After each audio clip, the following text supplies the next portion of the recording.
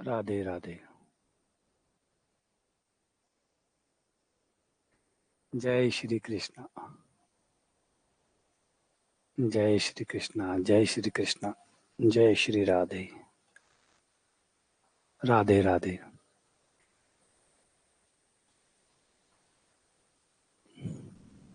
Finally welcome to RPC 3.0। RPC 3.0 में आप सब बहुत बहुत स्वागत है। तो आज हम पूरी डिटेल से इस कोर्स प्लान की बात करने वाले हैं, सारी बात करेंगे, टोटल सारी बात करेंगे। और हमारे 2 सेशन होंगे आज। पहला सेशन होगा मेरा, जिसमें मैं डिटेल से आपको पूरा कोर्स जो है, क्या कोर्स में होगा, क्या नया होगा, क्या क्या करने वाले हैं, कौन सी नई नई चीजें करने वाले हैं और कैसे इसको बेटर हम करेंगे। ये सारा का सारा प्लान, हर बात, छोटी से छोटी बात जो है इसमें डिस्कस होगी, इसलिए बहुत लंबा जाएगा ये लेक्चर।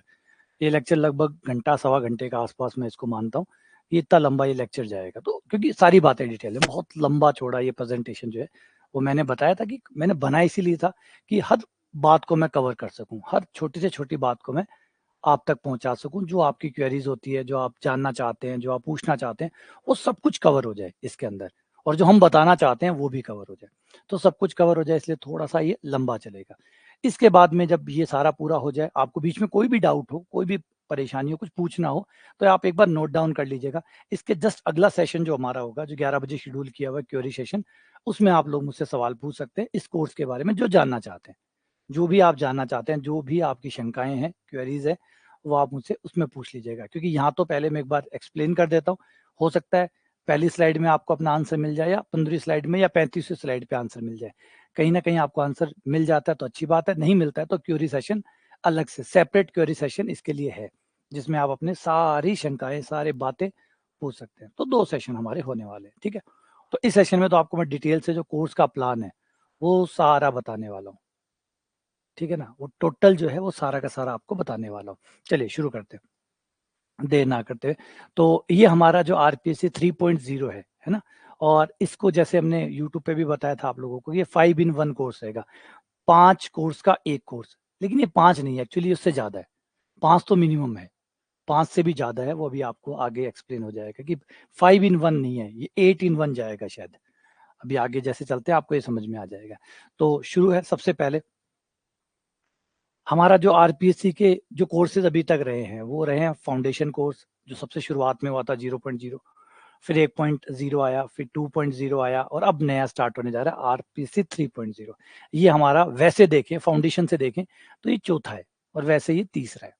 तो आरपीसी 3.0 जो है ये स्टार्ट होने जा रहा है। और जब भी कोई कोर्स स्टार्ट होता है तो उसके सामने कोई ना कोई चैलेंज जरूर होता है, कोई ना कोई टारगेट जरूर होता है। सबसे अच्छी बात यह है कि अब जो आरपीसी 1.0 जब हमने किया था, या 2.0 जब किया था, तो कोई आगामी भर्ती नहीं थी, ज्यादातर भर्तियां थी ही नहीं, और थी तो कोई बाहर की भर्तियां थी, है ना, ज्यादातर भर्तियां बाहर की थी। लेकिन इस बार 3.0 की सबसे अच्छी बात यह है कि एकदम सामने भर्ती है, संस्कृत विभाग एकदम जस्ट सामने खड़ा है, संस्कृत विभाग खड़ा है। और निश्चित तौर पर 3.0 जब तक हम कंप्लीट करेंगे, तब तक हम आरपीएससी की जो सामान्य भर्ती है वो भी देख लेंगे, वो भी लगभग लगभग नोटिफिकेशन तो देख ही लेंगे, और तैयारी या डेट वेट आनी शुरू हो जाएगी। यानी 3.0 के सामने एकदम टारगेट खड़ा है। 1.0 के टाइम में और 2.0 के समय तो इतना कुछ था ही नहीं, 3.0 के सामने तो एकदम साक्षात टारगेट खड़ा है आपका। तो ये और बेहतर हो जाएगा, मतलब और मोटिवेशन क्रिएट करेगा कि हाँ भाई 3.0 जो है वो इस टारगेट के लिए बना हुआ है। तो आरपीसी 3.0 का मेन टारगेट जो है ना, वो 2 चीजें रहेंगी हमारी। एक तो संस्कृत विभाग, एक सामान्य भर्ती, ये 2 मेन टारगेट है। लेकिन बीच में छोटे छोटे टारगेट्स भी आएंगे, जैसे ईएमआरएस टीजीटी है, उसकी संभावना है वो भी आएगा। ईएमआरएस टीजीटी है, डीएसएस भी चल रहा है, वो आएगा। उसके बाद में कुछ हरियाणा में भी देखने को मिलेगा, एनवीएस देखने को मिलेगा, केवीएस देखने को मिलेगा। इधर उधर मध्य प्रदेश में भी भर्तियां देखने को मिल सकती है, झारखंड में आ रही है, यूपी में आ रही है। तो ऐसी बहुत सारी भर्तियां जिसमें आप अप्लाई कर सकते हैं, उनके लिए जा सकते हैं, आपकी मर्जी है ना। वैसे देखना सब कुछ चाहिए, क्योंकि हर बार एग्जाम देने से आप और बेहतर होते हैं। तो ये सारे एग्जाम आपको अटेम्प्ट करने चाहिए, पता नहीं किस में भगवान सुन ले, किस में कृपा हो जाए, और जरूरी है, ऐसा होना चाहिए। तो ये सारे एग्जाम मेन 2 टारगेट है, संस्कृत विभाग जो भी सामने है, और उसके बाद में अगला हमारा सेकंड पार्ट जो सामान्य भर्ती रहेगा, आरपीएससी वाली, उसको कवर करेंगे, ठीक है। तो 3.0 जो है उसमें क्या क्या है, 5 in 1 जो बोला था वो तो ये था कि 5 चीजें ये रहेंगी। फाउंडेशन कोर्स रहेगा, आरपीएससी 1.0 में जो पढ़ाया था वो रहेगा, आरपीएससी 2.0 में जो पढ़ाया था वो रिकॉर्डिंग रहेंगी, आरपीएससी 3.0 एकदम फ्रेश स्टार्ट होगा, एकदम शुरू से स्टार्ट होगा, जीरो लेवल से स्टार्ट होगा, एकदम, है ना, शुरू से एकदम वहां से जहां से कोर्स शुरू होता है वहां से शुरू होगा और कंपटीशन तक जाएगा। तो ये हमारा मेन तो ये रहेगा, ये लाइव रहेगा। फिर इसको सपोर्ट करने के लिए टेस्ट सीरीज आएंगे, टेस्ट सीरीज टेस्ट, जिससे आप अपने आप को चेक कर सकेंगे आप बेहतर हो रहे हैं या नहीं हो रहे और कितना बेहतर होने की और आवश्यकता है। तो ये रहेगा, ये 3 रिकॉर्डेड फॉर्म में है और ये क्या क्या है इसके बारे में मैं भी आगे आपको बता दूंगा। फिलहाल 5 in 1 कोर्स का मतलब ये है, ठीक है। ये 5 चीजें आपको मिलेंगी। उसके बाद में एक चीज जो हम इस बार स्पेशली 3.0 में, 5 तो वो है ही, 5 तो वो है। अब एक छठी चीज देखिए, जो मैंने पहले ही कहा था 5 in 1 नहीं है, ये 8 in 1 चला जाएगा। अब नई चीज जो हम इस बार इंप्लीमेंट कर रहे हैं वो था रिवीजन क्लासेस। रिवीजन क्लासेस क्या है? देखिए नॉर्मली क्या होता है, हमें बेहतर बनना है, बेहतर बनना है तो हमें कुछ अच्छा करना होगा, कुछ और बेहतर करना होगा। एक चीज आपने कमी महसूस की होगी, जो भी आरपीएससी 1.0 या 2.0 में जो बच्चे मेरे साथ रहे हैं या अदर कहीं पढ़ के आए हैं, उन लोगों ने एक चीज तो देखी होगी कि जैसे जैसे कोर्स आगे बढ़ता रहता है, पीछे का कोर्स साफ होता रहता है, पीछे से कनेक्टिविटी खत्म होती रहती है।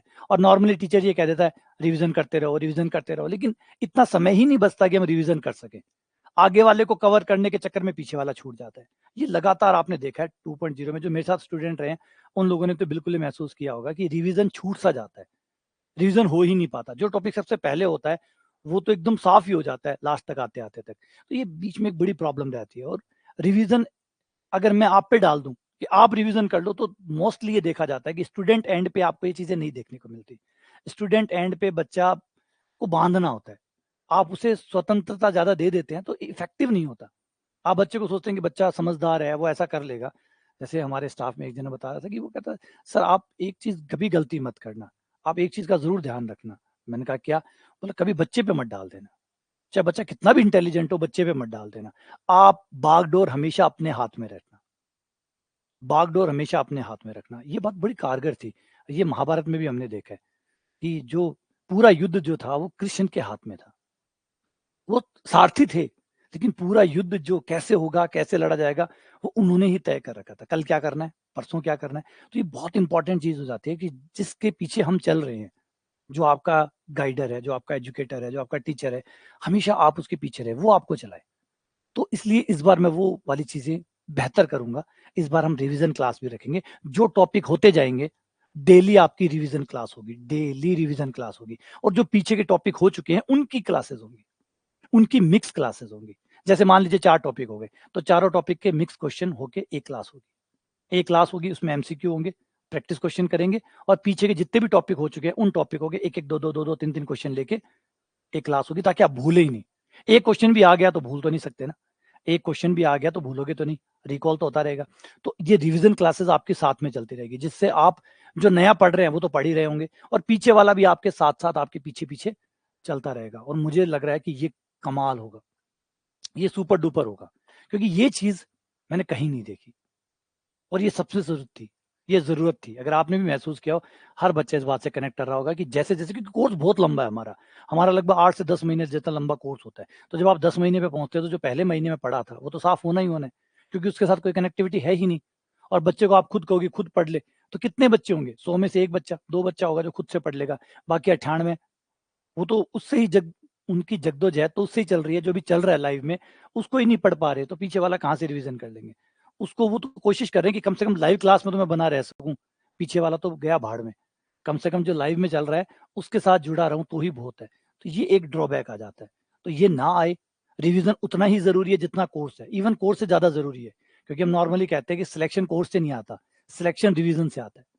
रिवीजन सबसे इंपॉर्टेंट होता है कि रिवीजन से आप बेहतर होते हैं, रिवीजन से आपकी समझ बढ़ती है, रिवीजन से आपके कंसेप्ट बनते हैं, रिवीजन से सब कुछ होता है ना। पुनरावृत्ति से, पुनरावृत्ति से तो आप बेहतर होते हो। एक बार करने से कोई बेहतर थोड़ी। आपने गाड़ी चलाना सीखा, पहले दिन आप गाड़ी चला के आए, क्या आप सीख गए? नहीं। अब आपको क्या करना होगा? जो आज आपने सीखा है उसको कल दोहराना होगा, फिर दोहराना होगा, फिर दोहराना होगा, और कुछ समय बाद आप चलाना सीख जाएंगे। तो दोहराना ही इंपॉर्टेंट है, तो वो रिवीजन बहुत इंपॉर्टेंट है। तो साथ साथ में एक रिवीजन, एक क्लास एक्स्ट्रा लगेगी लेकिन वो कमाल कर देगी। तो ये कमाल एक इस बार आपको देखने को मिलेगा और विश्वास करिए जबरदस्त इम्पैक्ट इसका पड़ने वाला है। एक और चीज आपको जो मिलने वाली है वो है PYQ। ये एक बहुत और जरूरत थी, एक चीज और मैंने महसूस की थी जो कमी थी। कमी ये थी कि जब ग्रुप थ्योरी चल रहा है, बच्चा ग्रुप थ्योरी पढ़ रहा है, जब ग्रुप थ्योरी चल रहा है वो ग्रुप थ्योरी पढ़ रहा है, उसका दिमाग ग्रुप थ्योरी के साथ अटैच हो गया। लेकिन जब ग्रुप थ्योरी के बाद में नया टॉपिक शुरू हो जाता है, मान लीजिए द्विपद प्रमेय शुरू होगी, अब वो द्विपद प्रमेय के सवाल निकाल रहा है, अगले एक हफ्ते तक वो द्विपद प्रमेय निकाल रहा है, तो उसे प्रैक्टिस टॉपिक वाइज तो प्रैक्टिस है, टॉपिक वाइज तो प्रैक्टिस है, लेकिन उसे मिक्स टाइप की प्रैक्टिस नहीं है। इस वजह से जो पेपर होता है, पेपर मिक्स टाइप का होता है। पेपर में अचानक ही एक सवाल आंशिक अवकलन का आ जाता है, एक सवाल सीधा समुच्चय पे चला जाता है, एक सवाल फिर सीधा ग्रुप थ्योरी पे आ जाता है, एक सवाल सीधा ऑप्टिमाइजेशन पे चला जाता है, एक सवाल सीधा ही ज्योमेट्री पे आ जाता है ना? तो सवाल इस तरीके से जंप मारते हैं वहां पे और बच्चा इस तरीके से तैयार नहीं होता, क्योंकि जब वो कोर्स करता है तो वो टॉपिक वाइज कोर्स करता है। ये टॉपिक, ये टॉपिक, ये टॉपिक, कोई टॉपिक 10 दिन चल रहा है, कोई 12 दिन चल रहा है, कोई 7 दिन चल रहा है, तो वो 7 दिन एक ही टॉपिक पढ़ रहा है। तो उसकी जो सोचने की ताकत है वो थोड़ी सी खराब हो जाती है, वो गड़बड़ हो जाती है, उसे वो मिक्स टाइप की आदत नहीं होती। अब पेपर आता है मिक्स टाइप का, पेपर जंप मारता है, सीधा 10th का क्वेश्चन आया, 10th के बाद में सीधा 12th, सीधा ही ग्रेजुएशन आ गया। अगर फर्स्ट ग्रेड में देखें तो और ही कमाल देखने को मिलता है, एक सवाल यहाँ और एक सवाल पीजी का है, इतना बड़ा जंप आता है सवालों में। तो फिर ये जो जंप है इसके लिए तो तैयारी नहीं है ना, तैयारी की नहीं है, तैयारी तो स्टेप बाय स्टेप की है, जंप की तो तैयारी की नहीं है। तो ये इंपॉर्टेंट है। दूसरा जो गड़बड़ होती है, जो देखने को मिलती है, वो है कि बच्चा जब प्रैक्टिस कर रहा होता है या हम लोग जब प्रैक्टिस करा रहे होते हैं, तो जो क्वेश्चन करा रहे होते हैं वो क्या एग्जाम में कैसे आते हैं ये कैसे पता चले, एग्जाम वाले क्वेश्चन। तो एक बनता है कि ये दोनों उद्देश्य पूरा कर देगा। PYQ की क्लासेस लगाएं जो लगातार चलती रहे आपकी, तो आपको पता चलता रहेगा कि पेपर में कैसे सवाल आते हैं, प्लस आपकी वो जंप वाली प्रैक्टिस भी होती रहेगी साथ में, यहाँ से उठ के वहां, वहां से उठ के यहाँ, यहाँ से वहां, एक सवाल कोई सा, दूसरा सवाल कहीं का, तीसरा सवाल कहीं का, चौथा कहीं का। तो इस तरीके से आपको अपने दिमाग को ट्रेन करने का मौका मिल जाएगा, प्लस आपको वो सवाल मिलेंगे जो ऑफिशियल सवाल है, जो वैलिडेट सवाल है, जो वो सवाल जो सही में जबरदस्त है, क्योंकि PYQ है, पुराने सालों के सवाल है। और पुराने सालों में भी हम ये नहीं कर रहे कि राजस्थान राजस्थान, क्योंकि राजस्थान के ज्यादातर सवाल आप लोगों ने देखे हुए हैं, तो राजस्थान वाले नहीं, इस बार UP, Madhya Pradesh, Haryana, Chhattisgarh, NVS, KVS, जहां कहीं भी हमारे समकक्ष एग्जाम होते हैं उन सबके पेपर प्रैक्टिस करें, क्योंकि गणित तो गणित ही है ना, गणित तो ना कोई छत्तीसगढ़ की है, ना कोई बिहार की है, ना यूपी की, गणित तो गणित है। तो जो यूपी में आया कल वो राजस्थान में भी आ सकता है, और कल जो राजस्थान में आया है वो पंजाब में भी आ सकता है। यही सवाल है, यही घूमते रहते हैं, तो हम उनकी प्रैक्टिस करेंगे। दो काम, एक तीर दो निशाने हो जाएंगे। एक तो आपको मिक्स टाइप के क्वेश्चन मिल जाएंगे प्रैक्टिस करने के लिए, दूसरा मिक्स टाइप में भी वो सवाल मिलेंगे प्रैक्टिस करने में जो सही में एग्जाम में आए हुए हैं, इसका मतलब चुने हुए सवाल है ना, चुने हुए सवाल है। आप लोग पतंग उड़ाते होंगे, पतंग उड़ाते टाइम आपने देखा होगा कि दो प्रकार की पतंगे होती है, एक जो आप खरीद के लाते हैं, है ना, एक जो आपकी छत पे आती है, कट के आती है। दोनों ही पतंगों, पतंग तो पतंग ही है, लेकिन दोनों पतंगों में फर्क है। क्यों फर्क है? कि जो पतंग कट के आई है, एक तो उसमें पैसे नहीं लगे, इस बात का मजा है क्योंकि आपने उसको अचीव किया, उसको गेन किया। नंबर दो, वो पतंग आई होगी तो उसको खरीदने का, अच्छे से पतंग चुनने का, कणियां डालने का, वो सारा काम उस बंदे ने किया होगा जिसने इस पतंग को कटाया है। तो आपका डबल काम हो गया, उसका काम डबल हो गया, आपका शानदार काम हो गया। अच्छी पतंग मिल गई, अगर आप जाते तो आपको दुकान तक जाना पड़ता, अच्छी से पतंग चुननी पड़ती, फिर लेके आते, वो सारा काम उसने कर दिया, प्लस कणिये डालने पड़ते, जो आप धागा बांधते हैं वो बांधना पड़ता, वो भी बंधा हुआ आ गया, तो सब कुछ परफेक्ट हुआ नहीं हुआ। तो PYQ कुछ ऐसे ही है, PYQ में वो क्वेश्चन है जो चुने हुए हैं। अब मैं जाता, मैं क्वेश्चन चुनता, ढूंढता, एक PYQ में वही क्वेश्चन मिल रहे हैं जो पेपर में आए हुए हैं, और पेपर में वही आए होंगे जो अच्छे होंगे। तो कुल मिला के आपको अच्छे सवाल मिलेंगे, प्लस मिक्स टाइप के मिलेंगे। तो एक क्लास आपकी चलेगी PYQ क्लासेस, ठीक है। ये दो चीज होगी, और एक चीज इस बार जो सबसे स्पेशल है, सबसे स्पेशल है, जो हमारा फ्लैगशिप मान जो है वो है संस्कृत एक्सप्रेस। इस बार एक चीज बड़ी कमाल कर रहे हैं, वो है संस्कृत एक्सप्रेस, है ना। हमारे बच्चे 1.0 2.0 में जो मुझसे जुड़े हुए हैं, अब मुझे इतना पता है, मुझे इतना विश्वास है कि मेरे बच्चा जो 1.2 और 2.0 में जुड़ा हुआ है वो सिलेक्शन निकाल लेगा। अब उसे चाहे कुछ भी मत पढ़ाओ, वो सिलेक्शन निकाल लेगा, क्योंकि इतना तो हमें पता है, इतना तो हमें पता है कि क्योंकि पढ़ाया 2 बार, 2 बार पढ़ाया और सब कुछ पढ़ाया है, शुरू से पढ़ाया है और एकदम लास्ट तक पढ़ाया है, तो मेरा बच्चा वो सिलेक्शन निकाल लेगा। लेकिन मैं रिस्क नहीं लेना चाहता, रिस्क नहीं बनाना चाहता, क्योंकि मैंने इस बार पहले ही कहा था कि संस्कृत विभाग में इस बार हमारा कोशिश रहेगी कि 20 से 25 वैकेंसी मेरी हो। कोई कहेगा बहुत बड़ा टारगेट है, कोई बात नहीं, अचीव होगा, पक्का होगा। आज भी परीक्षा हो जाए तो 10-15 बच्चे तो हमारे पक्के हैं जो निकाल ही लेंगे। अब 10-15 को 25 बनाना है, इसके लिए एक स्पेशल है संस्कृत एक्सप्रेस। संस्कृत एक्सप्रेस क्या होगा, ये फटाफट कोर्स होगा। एक फटाफट कोर्स लॉन्च कर रहे हैं खासकर उन बच्चों के लिए जिनको लगता है कि हम प्रिपेयर्ड हैं, हम तैयार हैं, बस हमें सिर्फ वो जो गैप है, जो हमारा गैप है जिसकी वजह से सिलेक्शन रुक सकता है, वो गैप दूर करवा दो बस। हमें बेसिक नहीं पढ़ना, हमें बेसिक नहीं पढ़ना, हमें आता है, सवाल हमें आते हैं, हमें तो बस वो गैप पूरा करवा दो जिससे सिलेक्शन रुकता है। उन बच्चों के लिए संस्कृत एक्सप्रेस। इसमें हम बातें करेंगे सिलेक्शन की, कैसे सिलेक्शन आता है, क्या क्या प्रॉब्लम्स आती है सिलेक्शन में, किस वजह से सिलेक्शन रुकता है, फास्ट फास्ट और फास्ट कंसेप्ट की बातें करेंगे। ऐसे नहीं कि बेसिक से बातें करेंगे, इसमें कोई बेसिक नहीं है। ये एक स्पेशल कोर्स बनेगा उन लोगों के लिए जो जिनको लगता है कि मेरा बेसिक एकदम बढ़िया है, मेरा कंपटीशन भी बढ़िया है, मुझे कोई दिक्कत नहीं, मुझे तो सिर्फ ये जो किंतु परंतु होता है ना बीच में, इसको दूर करना है। वो कौन से घटक है, कहीं वो मिस ना हो जाए, वो इंग्रेडिएंट्स मिस ना हो जाए जिससे सिलेक्शन रुकता है। मुझे बस वो इंग्रेडिएंट चाहिए, वो स्पीड चाहिए, वो एक्यूरेसी चाहिए, वो क्वेश्चनों को चुनने की ताकत चाहिए, पेपर को कैसे अटेम्प्ट करना है ये सीखना है। ये जो छोटी छोटी छोटी बारीक बातें हैं, है ना, फटाफट कैसे किया जाए, टाइम कैसे मैनेज किया जाए, ये चीजें प्लस फटाफट रिवीजन, ऐसा फटाफट रिवीजन कि एक एक दिन में या 2 दिन में एक टॉपिक खत्म हो रहा हो, इस तरीके का मुझे रिवीजन चाहिए एग्जाम से पहले। तो वो ला रहे हैं संस्कृत एक्सप्रेस। इसमें सिर्फ और सिर्फ कोई बेसिक नहीं, कोई बेसिक नहीं इसमें, इसका सीधा टारगेट ये है संस्कृत विभाग की भर्ती से पहले पहले आपको तैयार कर दिया जाए। तैयार किनको, रिपीट कर रहा हूं, इनमें वो नहीं है जो फ्रेशर है। फ्रेशर बच्चे अपना तैयारी करो, क्योंकि अभी 4 महीने आप हाँ आ सकते हैं, सबको अलाउड है, इसमें कोई मना नहीं है, लेकिन इसका टारगेट उन बच्चों को करने के लिए कि जो मेरे बच्चे हैं या जो बाहर से अभी आ रहे हैं, जो भी बाहर से अभी आ रहे हैं और जिनको लगता है कि भाई हमारा ठीक है, पढ़ा हुआ है, हमने देखा हुआ है, हमें कोई ज्यादा नहीं, अब हमें तो सिर्फ वो गैप दूर करवा दो जिससे हमारा सिलेक्शन रुका हुआ है। जैसे कोई बच्चा पिछली बार भर्ती दे चुका है, 8-10 नंबर से रह गया, 15 नंबर से रह गया, या फिर एक बार कोर्स पूरा कर चुका है, बस वो गैप खत्म करना चाहता है, ये उनके लिए जो सिलेक्शन के नियर बाय है और सिलेक्शन गारंटेड करना चाहते हैं, उनके लिए एक संस्कृत एक्सप्रेस आएगी, बुलेट ट्रेन।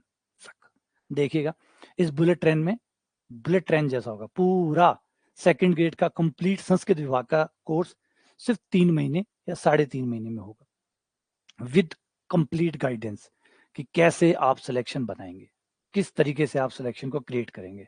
तो ये चीज कमा देगी। हाँ देख लेना, आप लोग आ जाना, मना नहीं है, सबके लिए ओपन है, जो भी स्टूडेंट 3.0 में जुड़ रहा है वो उसमें आ सकता है। लेकिन इसकी पहले मैंने शर्त बता दी, इसका मकसद सिर्फ और सिर्फ वो छोटा सा गैप जो बना हुआ है, जो सही में रुकता है, जैसे कई बच्चे 2 नंबर से रुक गए, कई 10 नंबर से रुक गए, 8 नंबर से रुक गए, ये तो जो थोड़ा सा गैप रुक जाता है ना, उसे इस बार वो ना बने, उसके लिए इसको शुरू करा जा रहा है ना। और अभी जैसे ये कोर्स चलेगा, इस कोर्स को तो अभी 8 से 9 महीने लगेंगे पूरा होने में। संस्कृत विभाग की भर्ती तो 3 महीने बाद ही है, 3-4 महीने बाद ही है। तो ये 3-4 महीने उनको टारगेट करने के लिए है कि कैसे 3-4 महीने को हम इतना बेहतर बनाएं, इतना बढ़िया बनाएं उन लोगों के लिए, क्योंकि हैं ऐसे बच्चे हैं जिन लोगों ने कोर्स किया हुआ है, और जो मेरे बात में बच्चे हैं, मैं खुद बता रहा हूँ, मेरे पास इतने बच्चे हैं आराम से कि जिन्होंने कोर्स 2 बार कर लिया और कहीं ना 3-3 बार करके बैठे। अब वो बच्चे हैं तो उनको तो कुछ स्पेशल बनता है ना, कुछ ऐसा बनता है जो उनको सिलेक्शन तक पहुंचा दे। वो उन बच्चों को खास तौर के लिए एक हमारी तरफ से एक अलग गिफ्ट है, स्पेशल गिफ्ट है कि भाई आप लोगों को, अब जैसे हमने कहा था कि आपको संस्कृत विभाग में पहुंचा के ही रहेंगे, तो ये उन लोगों के लिए हमारा वादा था कि आपको संस्कृत विभाग में पहुंचा के रहेंगे, तो ये उन लोगों के लिए रहेगा। तो इसका टारगेट उन लोगों स्पेशल, अगर आप आइए, आप देख लीजिएगा, अगर आपको सुटेबल लगे तो आप इसमें रह सकते हैं, सबके लिए है, सबके लिए। वैसे टारगेट जैसे मैंने बताया कि उन लोगों के लिए जिनका कोर्स वोर्स सब हुआ है, बस वो सिर्फ वो जो गैप है उसको खत्म करना चाहते हैं, ये उन लोगों के लिए ज्यादा इफेक्टिव रहेगा। ठीक है, ये चीज एक नई आएगी। उसके बाद में एक चीज और रहती है जिस हाँ देखिए, जो पहली बार कर रहा है ना वो फालतू में देखो एडेक मत पालो। अब पहली बार पढ़ रहा है तो थोड़ा बहुत एक्सेप्टेंस होना चाहिए। आप पहली बार पढ़ रहे हैं, आप कोर्स कर रहे हैं, अब आप यहाँ पे कहते हैं मुझे संस्कृत विभाग की भर्ती चाहिए, है ना, ये फिर ये कॉन्फिडेंस नहीं है, ये दुस्साहस है। क्योंकि हो जाता है, बाय द वे जब तैयारी करिए, लेकिन इसको हेडेक मत बनाइए कि भाई मुझे संस्कृत विभाग चाहिए। अब एक बच्चे हैं जो पिछले 1 साल, 2 साल, 3 साल से पढ़ते आ रहे हैं, है ना? और एक बच्चा है जो अभी आया है 3-4 महीनों में, कोई फ्रेशर आ रहा है, वो कह रहा है नहीं सर मुझे संस्कृत विभाग चाहिए। तो ये थोड़ा फिर ज़्यादा हो जाता है, ये थोड़ा ज़्यादा हो जाता है। अगर आपको लगता है करिए, हमारी तरफ से कोई दिक्कत नहीं है, हम मना नहीं कर रहे। हम सिर्फ कह रहे हैं फालतू का हेडेक क्रिएट मत करिएगा, फालतू की ज़्यादा एक्सपेक्टेशन मत पालिएगा। अगर आपको लगता है कि आप कर सकते हैं, तो आप जा सकते हैं। हमारी तरफ से तो सब चीज़ें अवेलेबल है। हम तो ये सब चीज़ किसी ऐसे नहीं किसी स्पेशल बच्चे को दे रहे हैं या उसको दे रहे हैं, सबको ही देंगे। जो चाहे वो शामिल हो सकता है। बस आप सोचिएगा कि आपके काम की है तो रखिएगा, नहीं काम की है तो कोई बात नहीं, चलने दीजिएगा। ठीक है, आगे आते हैं। Personal guidance. पर्सनल गाइडेंस ये एक इम्पॉर्टेंट चीज़ होती है जो अभी तक हमने पहले कभी नहीं की। हमारा नॉर्मल गाइडेंस जो हुआ करता था, अब तक जो हमारा हुआ है, उसमें हमने एक ग्रुप गाइडेंस दिया बच्चों को। नॉर्मल ग्रुप गाइडेंस मतलब एक साथ सबको गाइड करना, एक कॉमन गाइडेंस जो है वो दिया। कई बार ऐसा महसूस होता है कि हर बच्चा थोड़ा स्पेशल भी होता है। कई बच्चे खास तौर पे स्पेशल होते हैं। सर ऐसे पढ़ लूँ, उनके खुद के डाउट्स होते हैं, खुद के सेल्फ डाउट्स होते हैं कि मुझे कैसे पढ़ना चाहिए, मैं ऐसा हूँ, मुझे ऐसे पढ़ने चाहिए क्या? तो ये एक केयरिंग माँगता है। तो खासकर जो बच्चे थोड़ा-सा मतलब घबरा जाते हैं, थोड़ा-सा डाउटफुल रहते हैं, उन लोगों के लिए एक चीज़ और इस बार क्रिएट करेंगे, पर्सनल गाइडेंस, ताकि उस बच्चे को भी उन बच्चों को भी खास तौर पे जो कई बार होते हैं, देखिए सारे बच्चे एक समान नहीं होते, लेकिन कई बच्चे ऐसे होते हैं जिनके सेल्फ डाउट बहुत ज़्यादा होते हैं। सेल्फ डाउट, खुद के डाउट्स बहुत होते हैं। तो ऐसे बच्चों को एक पर्सनल गाइडेंस चाहिए होता है, क्योंकि इनकी कॉमन प्रॉब्लम्स नहीं होती। इनकी इंडिविजुअल खुद के स्तर पे बहुत प्रॉब्लम्स होती है। तो वो बच्चे खुद की प्रॉब्लम की वजह से उलझ जाते हैं। तो इन लोगों को पता करना, इन लोगों की मदद करना और एक अलग सा पर्सनल गाइडेंस क्रिएट करना, ताकि वो लोग भी सिस्टम में आ सके, उस लाइन में आ सके और एक बेहतर कर सके। देखा है, आप लोगों का नहीं पता होगा, जिन लोगों के साथ प्रॉब्लम नहीं है उनको तो नहीं पता, लेकिन जिनको प्रॉब्लम होती है वो जानते हैं। सेल्फ डाउट बहुत रहते हैं बच्चों के। मैं नोट्स कैसे बनाऊँ? मैं ये कैसे करूँ? मैं वो कैसे करूँ? मेरे घर का काम ये रहता है। वो बहुत सारी छोटे-छोटे, छोटे-छोटे लोगों को नॉर्मल लगते हैं। बाकी लोगों को नॉर्मल लगते हैं क्योंकि उनके साथ कभी प्रॉब्लम होती नहीं है। तो जिनको होती है वो समझ सकते हैं कि एक पर्सनल गाइडेंस की ज़रूरत पड़ती है कि मैं क्या करना मुझे क्या करना चाहिए? तो मुझे क्या करना चाहिए उसका जवाब ये रहेगा। उसके बाद में कोर्स का मंत्र, इस बार कोर्स का आइडिया जो रहेगा वो सीधा-सीधा यही रहेगा। यही जो हमेशा है, पेशेंस, धैर्य रखना होगा। देखिए भर्ती में घुस रहे हो तो पहले सोच समझ के घुसना, निकलने का रास्ता नहीं है, ये टनल है। इस टनल में आप घुस तो सकते हो, है ना? टनल होती है ना, टनल में आप घुस सकते हो। निकलने का रास्ता वापस से आना पड़ता है और उतना ही लंबा चलना पड़ता है जितना आप आगे गए थे। तो यहाँ पे या तो आप आगे की तरफ बाहर निकलोगे या वापस पीछे आके निकलोगे। बीच में ड्रॉप करने का कोई रास्ता नहीं है। तो पेशेंस आपको चाहिए होगा। मान लीजिए आपने 1 साल तैयारी की और भर्ती अगले 1 साल पे खिसक गई, तो आपको और 1 साल तैयारी करनी पड़ेगी। भर्ती अगर 6 महीने और खिसक गई, तो आगे आपको अगले 6 महीने और तैयारी करनी पड़ेगी। अब आप यूँ नहीं कह सकते कि मैं तो 1 साल से तैयारी कर रहा था। मैं तो 1 साल से तैयारी कर रहा था। ऐसा कुछ नहीं है। भर्ती खिसकती जाएगी तो आपको साथ-साथ तैयारी करते रहना पड़ेगा।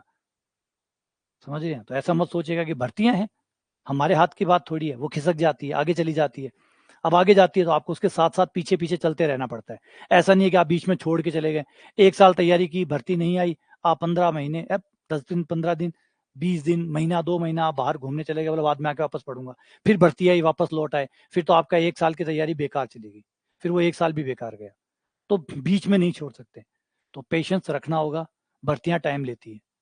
कोर्स तैयार लेता है। आज नहीं है कि आज आप कोर्स लेंगे और 2-4 दिन में आप दुनिया के महान गणितज्ञ बन जाएँगे, नहीं, समय लेगा, समय लेगा। आप बेहतर होंगे वैसे ही जैसे कोई पौधा बड़ा होता है। पौधा किस तरीके से बड़ा होता है, आपको दिखाई देता है, लेकिन बड़ा हो रहा है, ये बात कन्फर्म है। लेकिन इतना बड़ा होता है प्रतिदिन कि दिखता ही नहीं है कि कितना बड़ा हुआ है। तो बस ऐसे ही आप बेहतर होंगे। इतने धीमी गति से बेहतर होंगे कि आपको दिखेगा ही नहीं। लेकिन लंबे टर्म में देखेंगे, अगर 8 महीने बाद या 6 महीने बाद या 12 महीने बाद देखेंगे, तो आपको डिफरेंटली दिखाई देगा कि हाँ भाई, लंबा तो हुआ हूँ, बदला तो हूँ। तो पेशेंस रखना होगा। प्रैक्टिस करनी होगी, नियमित करनी होगी। प्रैक्टिस छोड़ दी, गणित छोड़ दी। प्लानिंग प्लान के साथ करना होगा। यूँ नहीं कि रैंडमली कुछ भी मन में आया, वही पढ़ लिया, यही पढ़ लिया, वो पढ़ लिया। ऐसे नहीं, यूँ करोगे तो फिर भटक जाओगे। फिर तो यूँ हो जाओगे, है ना? किसी भी एक पॉइंट से, गणित में हमने पढ़ा है, किसी भी एक पॉइंट से दूसरे पॉइंट तक जाने का सबसे छोटा रास्ता है सीधा रास्ता। उसके अलावा अगर आपने कुछ भी किया, तो आपका रास्ता लंबा ही होगा। उसके अलावा अगर आपने कुछ भी किया तो रास्ता लंबा ही होगा, सीधा रास्ता, पढ़ते जाओ पढ़ते जाओ पढ़ते जाओ, प्रैक्टिस करते जाओ, बस यही रास्ता सबसे छोटा होगा। और इधर उधर भटक गए कि ये अमित जी है, मदन जी के पास चलते हैं थोड़े दिन, फिर थोड़े दिन विनोद जी के पास चलते हैं, विजय जी के पास चलते हैं, तो इससे आपका रास्ता और लंबा हो जाएगा। देख लेना, अगर मेरा कोर्स ले रहे हो, मेरे साथ जुड़े हुए हो, तो मेरे साथ ही जुड़े रहो, मेरे गाइडेंस में चलो। ऐसे नहीं कि कल यूट्यूब पे कोई चले गए XYZ का कोर्स मेरा कर रहे हो, प्लान किसी और का देख रहे हो, तो फिर वो सब कुछ बिगाड़ जाएगा, सब कुछ खराब हो जाएगा। ठीक है ना, इधर आप खीर बना रहे हैं, उधर मान लीजिए पनीर टिक्का की रेसिपी देख रहे हैं, अगर खीर में पनीर टिक्का मिला दिया तो खराब होगा नहीं होगा? पनीर टिक्का अपने हिसाब से अच्छा था और खीर अपने हिसाब से अच्छी थी, लेकिन दोनों एक साथ अच्छे नहीं थे। तो समझने की बात है कि जब कोर्स जिसका ले रहे हैं, प्लान भी उसका होता है, उस प्लान के साथ ही आपको चलना होता है। बदलते रहेंगे तो आपकी लंबाई बढ़ जाएगी, आपके सिलेक्शन की दूरियां और लंबी हो जाएंगी। ठीक है, तो 3 चीज़ों पे ध्यान रखिएगा, पेशेंस रखिएगा, ये सबसे इंपॉर्टेंट है। आप बेहतर होंगे इसकी गारंटी है, लेकिन बहुत धीमी गति से बेहतर होंगे। लोगों को जल्दी-जल्दी बेहतर होना होता है, जल्दी-जल्दी बेहतर कभी नहीं होता। हाँ, अगर आपको वहम है तो एक एक बार 6-7 महीने बाहर घूम के फिर वापस आ जाइएगा, बात वही रहेगी, पेशेंस। अंततः आपको पेशेंस ही रखना पड़ेगा। जैसे आप डॉक्टर के पास जाते हैं, आप डॉक्टर के पास जाते हैं, दवाई लेते हैं, बोले नहीं ठीक हुआ, 1 दिन दवाई ली, फिर दूसरे डॉक्टर के पास चले गए, फिर तीसरे के पास चले गए, घूम लीजिए। अगर डॉक्टर कह रहा है कि 15 दिन में आराम आएगा, तो 15 दिन में ही आएगा। अब आप अलग-अलग जगह घूमेंगे तो और लंबा, ये 15 दिन के बजाय 25 दिन चला जाएगा, प्लस जो दवाइयों का साइड इफेक्ट है वो क्रिएट हो जाएगा, दवाइयों का साइड इफेक्ट और बन जाएगा। तो डेली पेशेंस रखिए, बेहतर होंगे, ये डेफिनेटली बेहतर होंगे, है ना? प्रैक्टिस करते रहिए, प्लानिंग के साथ करते रहिए, प्लानिंग मत छोड़िए, जो प्लान चल रहा है उस प्लान के साथ साथ चलिए। बस अपने प्लान मत बनाइए, अपने प्लान बनाएंगे तो उसकी जिम्मेदारी फिर आप लोगों की खुद की रहेगी और उसके रिजल्ट के लिए आप जिम्मेदार होंगे अकेले। मोटिवेशन, नॉर्मली मोटिवेशन का इंपॉर्टेंट होता है कि जब आप मोटिवेटेड होते हैं तो आपको मोटिवेशन चाहिए होता है, क्योंकि कोर्स लंबा होता है, ये सच है कि भाई आप 8-8 महीने, 10-10 महीने, 12-12 महीने पढ़ना है अब आपको। अब 12-12 महीने में, है ना, आंधियां भी आती है, तूफान भी आते हैं, बारिश भी आती है, पतझड़ भी आता है, सावन भी आता है, बसंत भी आता है, सर्दियां भी आती है, भयंकर सर्दियां भी आती है, गर्मियां भी आती है, भयंकर गर्मियां, 12 महीनों में बहुत सारी रुत आती है। तो इस वजह से हमारा मोटिवेशन भी यूं चलता रहता है। तो मोटिवेशन चाहिए होता है। देखिए, बाहर से मोटिवेशन कभी काम नहीं करता, मोटिवेशन आएगा आपके काम से। एक्चुअल में जो रियल मोटिवेशन है, जो ओरिजिनल मोटिवेशन है, वो 2 चीजों से आता है, रेगुलरिटी और ऑनेस्टी।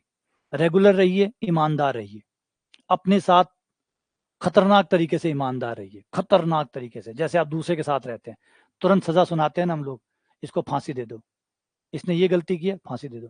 जितना आप दूसरों के साथ सख्त रहते हैं, उतना ही सख्त आपको अपने साथ रहना है। बस देख लो आप दूसरों के साथ किस तरीके से, कितने प्रेम से रहते हो आप, कितने जजमेंटल हो आप। जितने जजमेंटल आप दूसरों के साथ हो, उतना जजमेंटल आपको अपने साथ होना है। दूसरा है रेगुलरिटी, नियमित आइए, देखिए, ये अपने आप मोटिवेशन क्रिएट करेगा। ये अपने आप में एक मोटिवेशन है। आप नियमित आएंगे, रेगुलर पढ़ेंगे, धीरे धीरे आप उस सिस्टम में सेट होते चले जाएंगे, धीरे धीरे आपको उसकी आदत बनती चली जाएगी। आपको किसी मोटिवेशन की जरूरत नहीं होगी, अपने आप में वो एक मोटिवेशन होगा, अगर आप नियमित रहे तो, अगर आप ईमानदार रहे तो। ईमानदारी की क्यों बात कर रहा हूँ मैं? ईमानदारी की बात कर रहा हूँ कि आज आपको शादी में जाना है, ऑब्वियसली बात कारण है कि शादी में जाना है। अब आप चाहे तो क्लास छोड़ सकते हैं, लेकिन आपने कहा कि शादी में जा रहा हूँ तो क्या हुआ, शादी में जा रहा हूँ तो क्या हुआ, मैं कौन सा दूल्हा हूँ जो मुझे स्टेज पे बैठना है? मैं वहां बैठ के भी तो क्लास ले सकता हूँ, ईयरफोन ले चलता हूँ, वहां बैठ के क्लास ले लूंगा। फर्क आया? यहाँ पे आप बहुत ऑनेस्ट हो अपने साथ, बहुत ईमानदार ऑनेस्ट हो, अपने साथ ईमानदार हो कि क्यों, मैं कोई दुल्लो हूँ जो बढ़ बैठ हूँ, मन को तो स्टेज पे बिठा सी, मैं कूड़ा में बैठ क्लास ले सकूं। ये है हरेश, खुद के साथ एकदम टफ, जिसे हम ऑनेस्टी कहते हैं। एकदम ईमानदार बन जाइए, अपने आप को जगह मत दीजिए। ईमानदार रहेंगे तो रेगुलरिटी बनी रहेगी, रेगुलरिटी बनी रहेगी तो ईमानदारी अपने आप आ जाएगी। तो धीरे धीरे आपका मोटिवेशन खुद आप बन जाओगे, किसी संदीप माहेश्वरी के पास जाने की जरूरत नहीं पड़ेगी, किसी और के पास नहीं। और बाकी है तो किसी के पास घूम फिर के आ जाओ, बाहर का मोटिवेशन कभी काम करता ही नहीं है, कराओ तो बता दो। तो खुद का मोटिवेशन बनाओ रेगुलर ऑनेस्टी के साथ, सब अच्छा हो जाएगा। तो देखते तो क्या हुआ, पढ़ाई तो कर रहे हो। हाँ भाई, मैंने कहा ना, आपके पास कारण है, आप ईमानदार हैं तो आप ईमानदार रहिए, नहीं तो आप ढूंढ लीजिए, कारण ढूंढ लेंगे, कोई जरूरत नहीं है। आप घर में ही ढूंढ लेंगे, ओ आज तो मुझे बहुत काम है, आज तो पढ़ाई कर ही नहीं सकता, ओ आज तो मेरे बुखार है, आज तो 98.7 होना चाहिए, आज तो मेरा 98.8 है, अब तो मैं पढ़ ही नहीं सकता, ओ आज तो मेरी आंखें दर्द हो रही है, वो मेरा सिर दुख रहा है। आज तो मुझे बहुत डिप्रेशन है, आज मुझे एंग्जाइटी है, कुछ ना कुछ मिल जाएगा नहीं पढ़ने के लिए, चिंता मत करो, बहुत है हमारे पास। चाहे आप 10 किताबें छाप दो कि मैं क्यों नहीं पढ़ पाया, तो 10 किताबें भी भर जाएंगी, और आप एक्स्ट्रा किताबें मांगोगे और किताब दो, क्योंकि ये भी बहुत सारे कारण और बच गए कि मैं क्यों नहीं पढ़ पाया। इसके लिए ढेर सारे कारण है हमारे पास, और कम पड़ जाए तो और मांग लेना, बाहर से मिल जाएंगे। पढ़ पाया इसका एक ही कारण था कि मुझे पढ़ना था। चलो आगे बढ़ते हैं। टारगेट, टारगेट एक ही रहेगा, बेटर होना, है ना। इसे टारगेट को ऐसे समझिए कि नॉर्मली बच्चा जब सिलेक्ट तैयारी करता है तो वो सोचता है मैं टॉपर बनूंगा, मैं टॉपर बनूंगा। देखिए आपको टॉपर नहीं बनना, पहला टारगेट तो दिमाग में क्लियर कर लीजिए, मुझे टॉपर नहीं बनना, मुझे रैंक 1 नहीं लानी। 1500 सीटें है तो मुझे 1500 में आना है, इस बात में रात दिन का अंतर है। टॉपर बनना और 1500 में आने में फर्क है। टॉपर एक होता है, 1500 होते हैं। तो आपका टारगेट है कि जितने भी लोग मेरे कंपटीशन में बैठते हैं मुझे उनसे बेहतर करना है, मुझे टॉपर नहीं होना। भगवान बनाता है तो बढ़िया बात है, मेहनत बनाती है तो बढ़िया बात है, मुझे सिलेक्शन में आना है, मुझे उन सबसे बेहतर करना है, बस ये टारगेट है, मुझे बेटर होना है, मुझे बेहतर होना है। ये चीज कम प्रेशर क्रिएट करती है बजाय टॉपर होने की। नॉर्मली बच्चा सोचता है मैं तैयारी करूंगा और मैं क्रैक कर दूंगा और मैं टॉप कर दूंगा, फालतू बातें। सही बात ये है, बेहतर होते जाओ, बेहतर होते होते एक दिन आप सिलेक्शन का कंटेंट बन जाएंगे, आप वो बन जाएंगे जो सिलेक्शन देता है। लेकिन धीरे धीरे धीरे धीरे, आज आप जो भी हैं कल आप और बेहतर, परसों और बेहतर, अगले दिन और बेहतर। आप में चाहे कितने भी प्रतिशत की वृद्धि हो, अगर थोड़ी थोड़ी वृद्धि भी हो रही है तो एक दिन पक्का ऐसा आएगा, हमारी गणित कहती है ये, हमारी गणित कहती है कि किसी भी चीज में चाहे वो कितनी भी छोटी क्यों ना हो, अगर किसी चीज में लगातार कोई धनात्मक राशि जुड़ रही है तो वो लास्ट में अनंत हो जाएगी। जानते हो ना, गणित पढ़ी है ना। किसी भी चीज के अंदर कोई भी ए है, उसमें अगर एक राशि कंटिन्यू जुड़ी जा रही है, एप्सिलॉन बहुत छोटा है, बहुत बहुत छोटा है, चाहे कितना ही छोटा ले लो, और ये लगातार जुड़ते जा रहा है, तो अंततः वो चीज अनंत हो जाती है। अगर लगातार जुड़ती चली गई तो वो अनंत तक पहुंच जाएगी। यानी अगर ए कितना भी छोटा क्यों ना हो, ए कितना भी छोटा क्यों ना, कितना कितना जितना मन है उतना छोटा ले लो, गणित कहती है। और गणित कहती है वो शाश्वत होता है। गणित कहती है किसी भी नंबर में कोई धनात्मक संख्या अगर आप जोड़ते जा रहे हो, जोड़ते जा रहे हो, जोड़ते जा रहे हो, तो अंततः वो अनंत हो जाएगी। तो अनंत तक जाया जा सकता है, तो सिलेक्शन क्या बात है। जब अनंत तक जाया जा सकता है तो सिलेक्शन क्या बड़ी चीज है। तो बी बेटर, हर दिन बेहतर हो, कितना बेहतर हो तो इससे कोई फर्क नहीं पड़ता, बस बेहतर हो। अगला, हमारा पूरा कोर्स जो है वो 13 टारगेट में डिवाइडेड होगा। पूरा कोर्स 13 टारगेट में डिवाइड होगा। 13 टारगेट का मतलब है कि जितने भी हमारे टॉपिक है सीनियर के, उनको 13 भागों में डिवाइड कर लिया जाएगा। पहला भाग ये, 2 3 4 ऐसे 13। 13 सीनियर के हो जाएंगे, 13 आपके ग्रेजुएशन के हो जाएंगे, है ना। और पीजी का और 10th के अलग रहेंगे। जो कि मेन हमारा कोर्स है वो 11th 12th प्लस ग्रेजुएशन होता है। पीजी में थोड़ा सा टॉपिक पीजी के होते हैं, और ज्यादातर पीजी के टॉपिक हमारे यूजी में ही आ जाते हैं। पीजी में कुछ इक्के दुक्के टॉपिक ही बचते हैं, वो भी फर्स्ट ग्रेड वालों के लिए। तो ज्यादातर पीजी के टॉपिक यूजी में ही है। सेकंड ग्रेड में अगर आप देखते हो तो 2 3 टॉपिकों को छोड़ दो जो पीजी में है, बाकी सारे यूजी में आ जाते हैं। तो ज्यादा हमारा जो कंटेंट है वो 11th 12th और ग्रेजुएशन का रहेगा। तो 11th 12th और ग्रेजुएशन का जो रहेगा उसको 13 में डिवाइड करेंगे। अभी आप आरपीसी 1.0 2.0 दोनों देखेंगे तो 13 का प्लान रहा हुआ है। डेली एक सीनियर का टॉपिक चलता है और एक ग्रेजुएशन का टॉपिक चलता है, डेली प्रतिदिन 7 7 टॉपिक चलते हैं। तो लगभग लगभग हमारा जो प्लान है वो 13 टारगेट होते हैं। 13 टारगेट अचीव करते हैं, और 13 टारगेट पूरे होने मतलब कोर्स पूरा हो गया। और 10th के अलग रहते हैं और पीजी वाले जो एक्स्ट्रा हैं वो अलग रहते हैं, अगर फर्स्ट ग्रेड में है तो। सेकंड ग्रेड में तो खाली 10th हो रहेगा। तो 13 टारगेट का प्लान रहेगा, वो आपको प्लान मिल जाएगा उसकी पीडीएफ कि 13 में क्या क्या है। 13 में जैसे सेट्स है, सेट्स एंड रिलेशन है, वो एक टारगेट हो गया। फंक्शन दूसरा टारगेट हो गया, लिमिट कंटिन्यूटी तीसरा हो गया। इस तरीके से कोर्स को 13 भागों में, सीनियर के कोर्स को 13 भागों में और ग्रेजुएशन के कोर्स को 13 भागों में डिवाइड किया हुआ है। ठीक है, आगे कोर्स डेडलाइन। पूरा कोर्स पूरा होने में जो समय लगेगा वो रहेगा 8 महीने। 8 महीने, हो सकता है 2 4 दिन 5 दिन 10 दिन पहले हो जाए बस, लेकिन 8 महीने का समय लगेगा और लगता ही है। इससे कम करना कोर्स को निपटाने जैसा होगा। इससे कम समय में कोर्स करना मतलब कोर्स निपटाना या खत्म करने जैसा होगा। अगर सही में कोर्स करना है तो इतना समय आपको देना ही होगा, और देना ही पड़ा है, ये पीछे का अनुभव बताता है। आप देख सकते हैं 8 महीने कोर्स लगेंगे। यानी आज से अगर हम स्टार्ट करते हैं, है ना, अभी से अगर हम स्टार्ट करते हैं तो हमारा कोर्स पूरे 8 महीने बाद, यानी तकरीबन अप्रैल के अंदर आपको ये देखने को मिलेगा।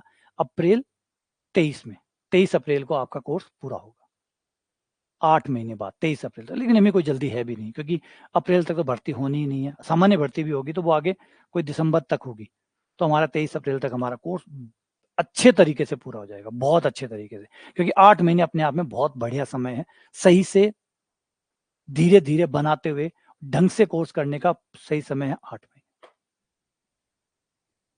ठीक है, ये डेडलाइन रहेगी। अच्छा, फाउंडेशन लेवल। अब हमारा कोर्स में एक इंपॉर्टेंट पार्ट और है, वो है फाउंडेशन लेवल। सारी बातें सुनिए, देखिए सबके जवाब मिल जाएंगे आप लोग। और अभी क्वेश्चन मत पूछिए, अभी क्वेश्चन मत पूछिए, क्वेश्चन का एक सेशन आपका अलग रहेगा। आपको जो भी सवाल है वो लिख लीजिए एक पेज पे लिख लो। अगला सेशन जो रहेगा हमारा लाइव, वो क्वेश्चन सेशन रहेगा। उसमें आपको जो भी सवाल पूछने हैं वो पूछ लीजिएगा, जो भी सवाल पूछने हैं इससे रिलेटेड, इस प्लान से रिलेटेड, वो सारे वहां पूछ लीजिएगा। अभी तो आप सिर्फ कोर्स को सुनिए, क्योंकि सवाल पूछने में आप ये सुनना भूल जाएंगे, है ना। इसमें आपको सब कुछ, अभी अगला सेशन है हमारा, 11 बजे क्लास है, उस 11 बजे वाले क्लास में मैं आपको सारी बातों का जवाब दूंगा, सारी बातों का टोटल का। ठीक है, आ जाओ। तो फाउंडेशन कोर्स, हमने एक फाउंडेशन कोर्स बनाया है। और फाउंडेशन कोर्स इसलिए बनाया है कि बहुत सारे बच्चे ऐसे होते हैं जिनका एकदम बेसिक खराब होता है, एकदम खराब, मतलब इतना कि उन्हें जो भी पढ़ा है, क्या तो कई बार गैप हो जाता है, 5-5 साल का, 6-6 साल का गैप हो चुका, तो इस वजह से वो भूल चुके कि क्या 11th में पढ़ा था और क्या 12th में पढ़ा था। कई बच्चे ऐसे होते हैं जिन्होंने बिल्कुल भी जहां भी पढ़ा वो ढंग से नहीं पढ़ा, तो फाउंडेशन एकदम कमजोर रह गया। और जब तक नींव अच्छी नहीं होगी तो इमारत भी अच्छी खड़ी हो ही नहीं सकती। तो इसलिए जरूरी था एक फाउंडेशन कोर्स क्रिएट करना। तो एक फाउंडेशन कोर्स क्रिएट किया हुआ है, जिसमें है एनसीईआरटी, जो हमारी 11th-12th की एनसीईआरटी है वो है। आरबीएससी की जो 2009 है, जहां से माना जाता है कि पेपर का काफी क्वेश्चन वहां से आते हैं, आरबीएससी 2009 की किताबों से। वो किताबें पहले तो, ये किताबें अपने आप में सिलेक्शन दे देती थी। 2022 से पहले इन किताबों से, अकेली इन किताबों से सिलेक्शन आ जाता था। आज हम इसे फाउंडेशन बोल रहे हैं, आज हम इसे सिर्फ फाउंडेशन बोल रहे हैं। अजीब बात है, लेकिन समय बदल रहा है, कंपटीशन बदल रहा है।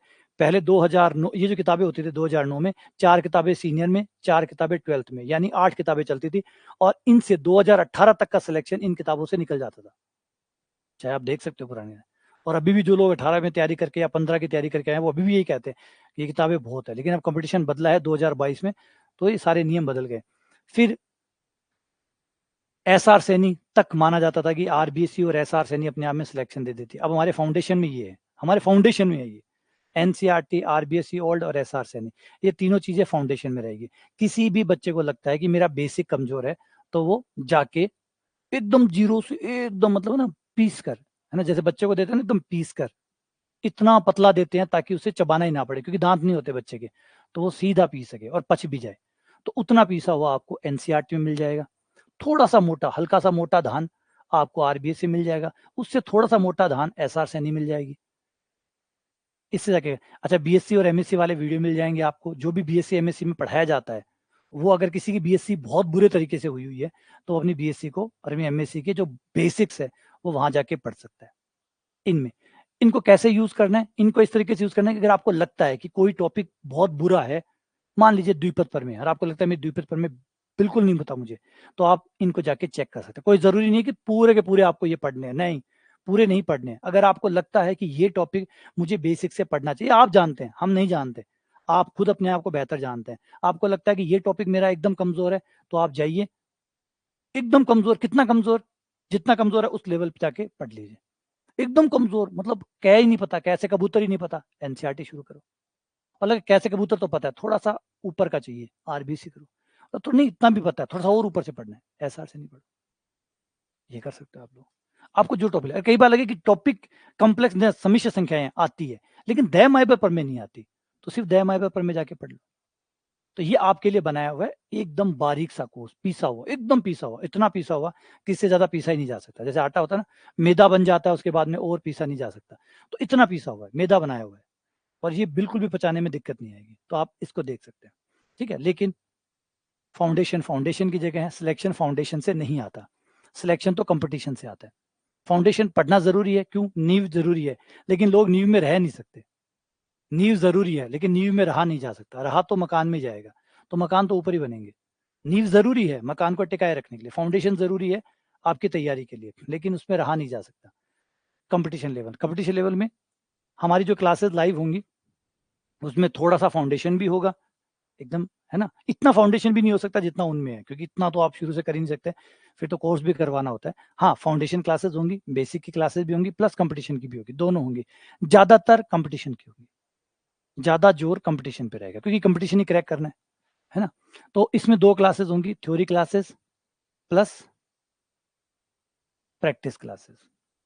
ये आप पुराने वाले वीडियो जो आरपीसी 1.0 या 2.0 को एक बार 2 बार वीडियो को देख के आप नजर मान सकते हो कि कैसी थ्योरी क्लासेस होती है, कैसी प्रैक्टिस क्लासेस होती है। एक टॉपिक, कोई भी एक टॉपिक खोल लेना, उसके आगे के 2-3 वीडियो देख लेना, आपको समझ में आ जाएगा कि हमारी थ्योरी क्लासेस कैसी होती है, प्रैक्टिस क्लासेस कैसी होती है, जिससे आपको सारा आइडिया मिल जाएगा। ठीक है, ये रहेगा। इसके बाद में इस बार एक जो इंपॉर्टेंट चेंज करने वाले हैं, एक और बड़ा बदलाव करने वाले हैं कि जो भी आरपीसी 3.0 में हम क्वेश्चन करेंगे, उन क्वेश्चन को 2 तरीके से करेंगे। एक तो मैन मेथड से, मुख्य तरीके से, एक स्मार्ट ट्रिक से। अच्छा, स्मार्ट ट्रिक से कर रहे हैं तो मैन ट्रिक से क्यों कर रहे हैं? क्योंकि हर सवाल मैन ट्रिक्स ही स्मार्ट ट्रिक्स को जन्म देती है। जब आप मैन ट्रिक सीख जाते हैं तो आपको समझ में आता है कि ये लाइनें नहीं लिखनी थी, ये बिना लिखे भी उत्तर आ सकता था। देखो, मैन मेथड से स्मार्ट ट्रिक क्रिएट होती है। पहली बात तो ऐसा कोई फॉर्मूला नहीं है। स्मार्ट ट्रिक का मतलब ये नहीं कि कोई फॉर्मूला है, मैं शॉर्ट फॉर्मूले बता दूंगा कि ये इस सवाल में ये फॉर्मूला, इस सवाल, क्योंकि मुझे यही नहीं पता कि कौन से सवाल पेपर में आने वाले हैं, तो फॉर्मूले कैसे बनेंगे? तो फॉर्मूले नहीं बनते, स्मार्ट ट्रिक बनती है। हर सवाल में कोई लूप होल होता है। आप ज्यादातर सवालों में देखेंगे तो लूप होल्स होते हैं। लूप होल्स मतलब सवालों में कुछ कमियां होती है, वो कमियां पकड़नी होती है और उनका फायदा उठाना होता है। सवाल बनाने वाला भी कई बार, और सवाल बनाने वाला क्या, हर कोई कुछ ना कुछ कमी छोड़ देता है सवाल में। वो जो कमी छोड़ देता है, उसको ढूंढना, पकड़ना और उसका फायदा उठाना, इसे कहते हैं स्मार्ट ट्रिक। मैन मेथड उसकी जगह तो कोई ले ही नहीं सकता, क्योंकि मान लीजिए कोई भी कमी नहीं है, सवाल बढ़िया है, फिर क्या करेंगे? फिर तो मैन मेथड ही काम आएगा। तो सवालों को दोनों तरीकों से, अगर स्मार्ट ट्रिक बन सकती है, सवाल में कुछ लूप होल है, तो स्मार्ट ट्रिक से भी करेंगे और मैन मेथड से तो हर बार ही करेंगे। तो ये तो जरूरी है। तो ये 2 चीजें इस बार रहेगी, जिससे आपका टाइम मैनेजमेंट हो सके, ज्यादा क्वेश्चन आप अटेम्प्ट कर सकें, ज्यादा से ज्यादा क्वेश्चन पेपर में अटेम्प्ट किए जा सके। इस बार ये बदलाव आपको कोर्स में 3.0 में देखने को मिलेगा। ठीक है, बहुत जरूरी बदलाव है। लाइव क्लास, लाइव क्लास शुरुआत होगी 2 से। अभी आपकी 2 लाइव क्लास चलेंगी, वैसे 2 नहीं, अभी आगे भी बढ़ जाएंगी। 2 क्लास, कोर्स की बता रहा हूँ, कोर्स की अभी आपकी 2 लाइव क्लास शुरू होंगी। एक सीनियर लेवल की लाइव क्लास, एक ग्रेजुएशन लेवल की लाइव क्लास। फिर तीसरी लाइव क्लास थोड़े समय बाद, जब आप इसके साथ यूज टू हो जाएंगे, क्लासेस लेने में आपकी नियमितता बन जाएगी, उसके बाद शुरू होगी तीसरी लाइव क्लास। वो सेकेंडरी लेवल और पीजी लेवल की होगी। और तीसरी लाइव क्लास, 2 क्लास है ये तो कंटिन्यू। ये जो सीनियर प्लस ग्रेजुएशन लेवल है, ये तो कोर्स के पहले दिन से आखिरी दिन तक कंटिन्यू चलेंगी। ये तीसरी क्लास कुछ दिन बाद में ऐड होगी, सेकेंडरी और post graduation level. Post graduation level लगभग 2 से 3 महीने लेता है पूरे होने में, फिर वो पूरा हो जाएगा, फिर सेकेंडरी लेवल शुरू हो जाएगा। तो इस तरीके से फिर एक क्लास और एक्स्ट्रा हो जाएगी। तो minimum 2 classes, maximum 3 classes course के लिहाज से रहेंगी आपकी। ठीक है, ये लाइव क्लास रहेंगी। नॉर्मली जो टाइमिंग रहता है वो सुबह रहता है, एक क्लास का टाइम रहता है सुबह 8 बजे, अभी जो चल रहा है वो बता रहा हूँ। दूसरी क्लास का टाइम रहता है 10 बजे का, और तीसरी क्लास होती है जब शुरू होंगी तो उसका टाइम रहेगा दोपहर के 12 बजे। और पर क्लास जो है वो तकरीबन 1 घंटा 20 मिनट से लेकर 1 घंटा 10 मिनट, 15 मिनट से लेकर 1 घंटा 30 मिनट, यानी सवा घंटे से 1.5 घंटे के बीच की एक क्लास होती है। ये एक लाइव क्लास रहेगी 2 से 3। क्लियर है? आगे सारे सवालों को अच्छे से देख लीजिएगा, ताकि आपको आपके आंसर मिल जाएंगे, सारे आंसर मिल जाएंगे, जरूरत नहीं पड़ेगी आप लोगों को। गाइडेंस क्लासेस जो बहुत महत्वपूर्ण होती है। पढ़ाई अपनी जगह है, दिशा अपनी जगह है। बिना दिशा के पढ़ाई बेकार है ना। बिना दिशा के पढ़ाई बेकार है। आपको पढ़ना कैसे है, किस तरीके से पढ़ना है, कितना पढ़ना है, किस पे ज्यादा जोर देना है, पढ़ने का तरीका क्या होगा, है ना, आपके लिए क्या बेहतर हो सकता है, ये सारी चीजें जो होती है, जिसको कहते हैं गाइडेंस, इंपॉर्टेंस है ना।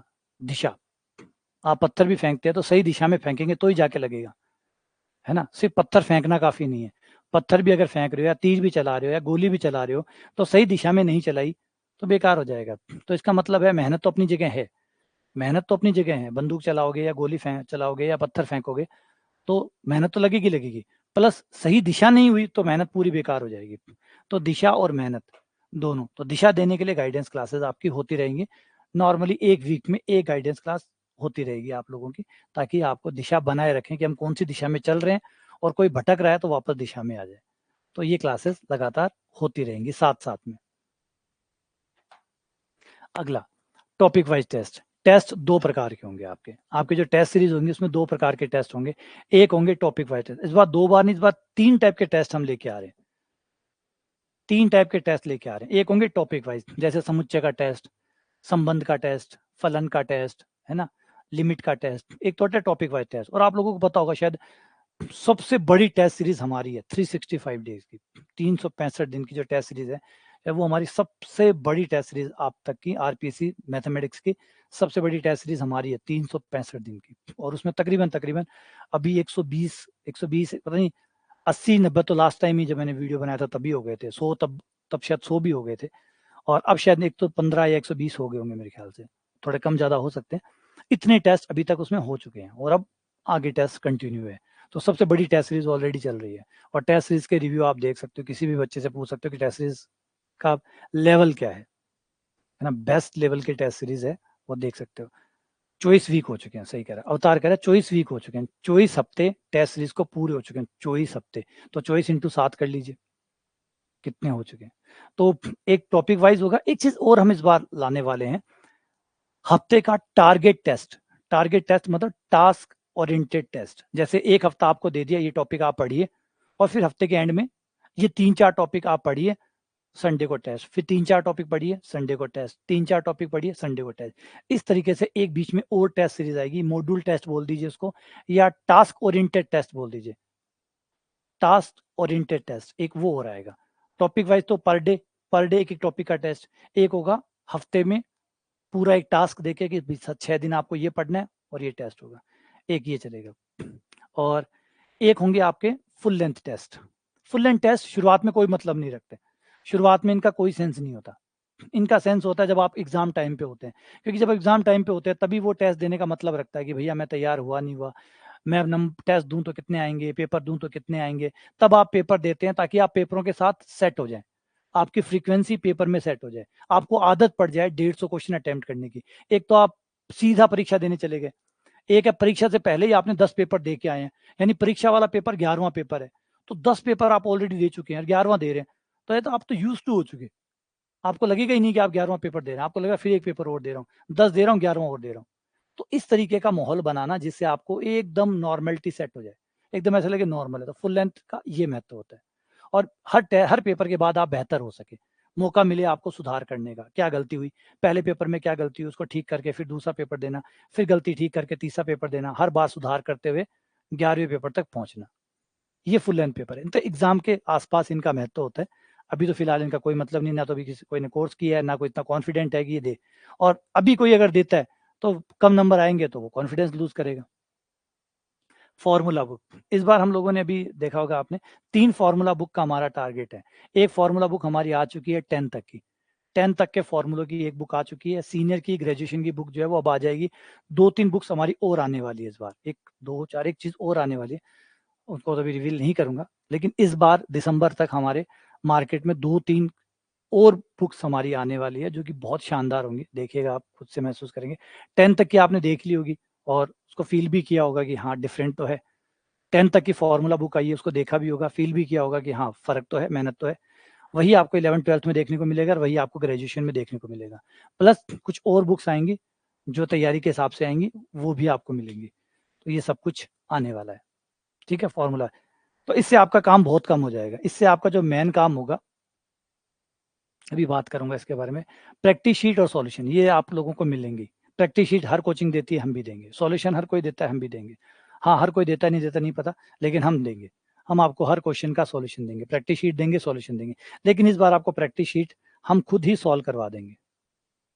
इस बार आपको प्रैक्टिस शीट सॉल्व करने की मेहनत नहीं करनी पड़ेगी, आप हम दोनों मिलकर प्रैक्टिस शीट को सॉल्व करेंगे, आप और मैं दोनों बैठ के। जो हमारी लाइव क्लास होंगी उसमें प्रैक्टिस शीट के क्वेश्चन को एज ए एमसीक्यू लेंगे, ताकि वो प्रैक्टिस शीट वहीं सॉल्व हो जाए, बिना दिमाग में फालतू का बोझ नहीं आए। क्योंकि एक्चुअली लाइव क्लासेस जब आप लेते हैं ना, लाइव क्लास लेते हैं, जीके पढ़ते हैं, उनकी क्लासेस लेते हैं, तो दिन यूं ही चला जाता है, टाइम बचता ही नहीं है, और वो प्रैक्टिस शीटें इकट्ठी होकर दिमाग पे प्रेशर क्रिएट कर देती है। अरे वो प्रैक्टिस शीट नहीं निकाली, अरे वो प्रैक्टिस शीट नहीं निकाली, तो ये फालतू में दिमाग पे एक बोझ सा क्रिएट हो जाता है। तो ऐसा ना हो इसलिए इस बार आपको प्रैक्टिस शीट का कोई बोझ नहीं देंगे, आपकी सारी प्रैक्टिस शीट क्लास में सॉल्व हो जाएगी। विद इन क्लास के अंदर आपकी प्रैक्टिस शीट सॉल्व हो जाएंगे। तो इस बार आपको कोई टेंशन नहीं लेनी कि प्रैक्टिस शीट हुई नहीं हुई, आपकी प्रैक्टिस शीट क्लास के अंदर ही सॉल्व हो जाएगी। बस आपको तो सिर्फ क्या करना है, क्लासेस लेनी है, बस क्लासेस लेनी है। उनको अगर दोबारा पढ़ने की जरूरत है तो दोबारा पढ़िए, बस कुछ भी आपको और एक्स्ट्रा नहीं करना होगा, सब कुछ प्लान के अंदर बंद हो जाएगा। डाउट सॉल्यूशन, इस बार डाउट सॉल्यूशन के लिए जो रहता है, नॉर्मली आप लोगों ने देखा है कि ऑनलाइन में ज़्यादा डाउट क्रिएट नहीं होते, क्योंकि आपके पास बार बार वीडियो देखने का ऑप्शन होता है ना, बार बार समझने का ऑप्शन होता है, तो डाउट्स की ज़्यादा जगह क्रिएट बनती नहीं है। ऑफलाइन में तो इसलिए था कि किसी ने पढ़ा दिया और वो आगे चला गया और आप बातें कर रहे थे, या आपका ध्यान वहाँ नहीं था, या वो उस समय समझ में नहीं आया। लाइव क्लासेस में रिकॉर्डेड रहता है, रिकॉर्डेड होने की वजह से आप बार बार बार बार, है ना, बार बार बार बार बार बार आप चीज़ें रिवाइज करते रहते हैं, रिपीट करते रहते हैं। कोई अब की बार समझ में आ गया, नहीं आया, दोबारा वीडियो देखा, फिर समझ में आ गया, नहीं आया, तीसरी बार वीडियो देखा तो आ गया।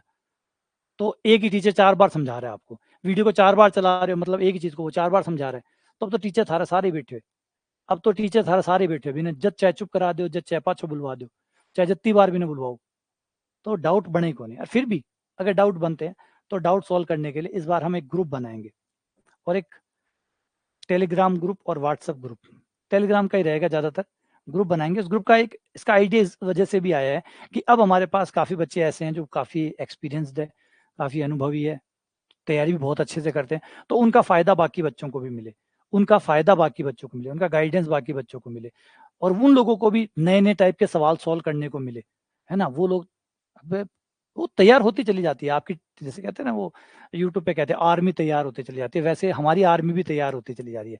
अब हमारी आर्मी में भी बहुत सारे कर्नल, मेजर, कैप्टन कई है, तो वो लोग तैयार हैं। अब वो लोग तैयार है तो उनको अच्छी खुराक मिले, तो डाउट क्लास, वो डाउट बनाए, उसमें बढ़िया बढ़िया क्वेश्चन आए, वो लोग सॉल्व करके दें, तो प्लस हम सब मिलके करें, तो उनको भी अच्छी खुराक मिल जाएगी, जिसको सॉल्यूशन पूछना है उसको वैसे मिल जाएगा, तो सबके बल्ले बल्ले। तो इस तरीके का डाउट का रहेगा, दोनों का डबल फायदा, फायदा पूछने वाले को भी फायदा, बताने वाले को भी फायदा। नहीं, वो आर्मी वाला जो अभी चल रहा था, कल परसों में क्लास में बता रहा था कि आर्मीज बनती है, तो मुझे लगा यार मेरी भी तो एक आर्मी बनी गई, इतने साल से हम कोर्स करते जा रहे हैं, अभी आरपीसी 3.0 हो जाएगा तो एक बड़ी आर्मी मेरे पास भी हो जाएगी, है ना, जो एकदम इतना तैयार है कि युद्ध के लिए तैयार है ना, हो हर हर महादेव, मतलब उस टाइप की तैयारी हो ही गई है। सोचो भाई, अभी तक अगर हम तीनों को काउंट करें तो इतनी आर्मी तो हमारी तैयारी हो रहेगी ना, हर हर महादेव, हर हर महादेव, इतना तो अब तैयार है ही हम। और आरपीसी 3.0 तो और कमाल कर देगा, तो फिर तो हम तैयार हैं, बस युद्ध चाहिए अब तो, और युद्ध तैयार है, संस्कृत विभाग आगे तैयार है हमारा। ठीक है, आ जाओ थ्योरी की बात करते हैं कि थ्योरी कैसे पढ़नी है आपको, थ्योरी कैसे पढ़नी है। देखो थ्योरी के मामले में एक चीज समझिए, है ना, हाँ, थ्योरी के मामले में आपको एक बात समझनी होगी, थ्योरी एक बार में कवर नहीं होती है, थ्योरी एक बार में, थ्योरी डेप्थ होती है, गहरी होती है। जैसे आप दीवार पे कलर करते हैं, एक हाथ से दीवार पे कलर नहीं होता, पहले आप एक कलर मारते हैं, फिर उसको सुखाते हैं, फिर दूसरा मारते हैं, फिर सुखाते हैं, फिर तीसरा मारते हैं, और इस तरीके से आपकी दीवार में रंगत आती है। थ्योरी एग्जैक्टली वैसे ही काम करती है, ये एक बार की तरह नहीं है कि एक बार किया एकदम क्लियर हो गई, इतनी क्लियर हुई कि अब कभी डाउट ही नहीं आएगा, नहीं, ये फालतू की एक्सपेक्टेशन है, बिल्कुल झूठी एक्सपेक्टेशन है। आप बेहतर होते हैं धीरे धीरे धीरे, हाथ मारने के जैसे, एक हाथ मारा पहले से अच्छा हो गए, दूसरा हाथ मारा पहले से और अच्छे हो गए, और हाथ मारा और अच्छे हो गए। तो थ्योरी इस तरीके से चलती है, धीरे धीरे धीरे बेहतर होती है। यहाँ पे आपको समझना पड़ेगा, एक तो पहले वो बेवकूफ़ी छोड़नी पड़ेगी कि जो भी बच्चा नया कोर्स कर रहा है वो ये बेवकूफ़ी छोड़ दे कि 2 महीने में, 4 महीने में मैं बस बूम, टेरेंस टाउ को पार, टेरेंस टाउ जो गणितज्ञ है, मैथमेटिशियन है, और आज के टाइम के सबसे रिनाउंड मैथमेटिशियन में से एक है टेरेंस टाउ। वो ऑस्ट्रेलियन बोर्न है, अमेरिकन है फिलहाल, और फील्ड मेडल उन्होंने जीता हुआ है, और और भी कई प्राइजेज उन्होंने जीते हुए हैं, तो उनकी बात मैं बोल रहा हूँ। तो टेरेंस टाउ बन जाओगे ऐसा नहीं होगा, टेरेंस टाउ भी एक दिन में नहीं बचा, जैसे कहते हैं ना कि Rome was not built in a day, Rome एक दिन में नहीं बना, तो सेम सही बात है, रोम एक दिन में नहीं बना, वैसे ही गणित भी कोई एक दिन में नहीं बनती, वो समय लेती है, कंटिन्यूअस समय लेती है, धीरे धीरे आपकी बेहतर होती चली जाएगी। बस इतना विश्वास रखिए कि आप बेहतर हो रहे हैं, धीरे धीरे आप बेहतर होते चले जाएंगे। डे वन वाली बातें मत करिएगा, आज पढ़ो और आज ही सब कुछ क्लियर हो जाए, ऐसा नहीं हो सकता। और अगर ऐसा होता तो नासा वाले आपको उठा के ले जाते, अगर ऐसा होता तो अमेरिका वाले आपको छोड़ते ही ना, है ना, और आपको हमारे पास छोड़ा है, इसका मतलब आप हमारी तरह ही है, हम बाकी सब लोगों की तरह ही है। इस विश्वास के साथ आगे बढ़े। नोट्स कैसे बनाने हैं? एक ये चीज़ बहुत ज़्यादा परेशान करती है कि नोट्स कैसे बनाने हैं। तो नोट्स जो बनाने हैं उसको लेके बड़े सवाल बनते हैं, जैसे नोट्स कैसे बनाएँ, नोट्स कैसे बनाएँ? मुझे पहले एक बात समझ में नहीं आती कि मैथ्स में नोट्स होते किस बात के हैं? मैथ्स में नोट्स होते किस बात में? मैथ्स में सवाल होते हैं, प्रैक्टिस करते जाओ सवाल। अब सवालों को उतारने का क्या फ़ायदा? जिनको प्रैक्टिस करनी चाहिए उनको उतारोगे तो क्या फ़ायदा होगा? हमारे गणित के अंदर नोट्स के नाम पे 3-4 चीज़ें होती हैं। अगर आप देखें तो एक होता है फ़ॉर्मूला, एक होती है थ्योरम, एक होते हैं रिज़ल्ट, कुछ ख़ास रिज़ल्ट कि इस सवाल में ये ऐसे-ऐसे करोगे जल्दी हो जाएगा आप, है ना? या इसका रिज़ल्ट याद कर लिया, इसका रिज़ल्ट याद कर लिया, ये अगली बार जैसे कभी फ़ोलियम आएगा तो उसके अनंतस्पर्शी x + y + a होती है। ये चीज़ें होती है, तो इन चीज़ों के आप नोट्स बनाइए, इन चीज़ों के नोट्स बनाइए और फ़ॉर्मूले के भी नोट्स मत बनाइए। एक फ़ॉर्मूला बुक मार्केट में चलती है और हमारे पास भी है, हम दे देंगे। फ़ॉर्मूला बुक पढ़िए, बात खत्म। फालतू में नोट्स बनाने का टाइम खराब मत करिए, ये जीके नहीं है। ये जीके नहीं है, ये मैथ्स है, ये प्रैक्टिस माँगता है। ये नोट्स बनाना नहीं माँगता। ये कह रहा है जितनी देर में नोट्स बनाओ उतनी देर में सवालों को निकालो ना ताकि दिमाग में बैठ जाए। ये कहता है। ये कहता नहीं कि पेज भरो। ये कहता नहीं कि 4 घंटे एंगेज रहो। 4 घंटे नोट्स बनाने में खर्च करो और गिनाओ कि मैंने 4 घंटे पढ़ाई कर ली। आप नोट्स बनाने में 10 घंटे खराब कर दो, उसे पढ़ाई नहीं माना जाता। पहले ये डिफरेंशिएट कर लेना। नोट्स बनाने में आप 10 घंटे लगाते हो, उसको पढ़ाई नहीं माना जाता।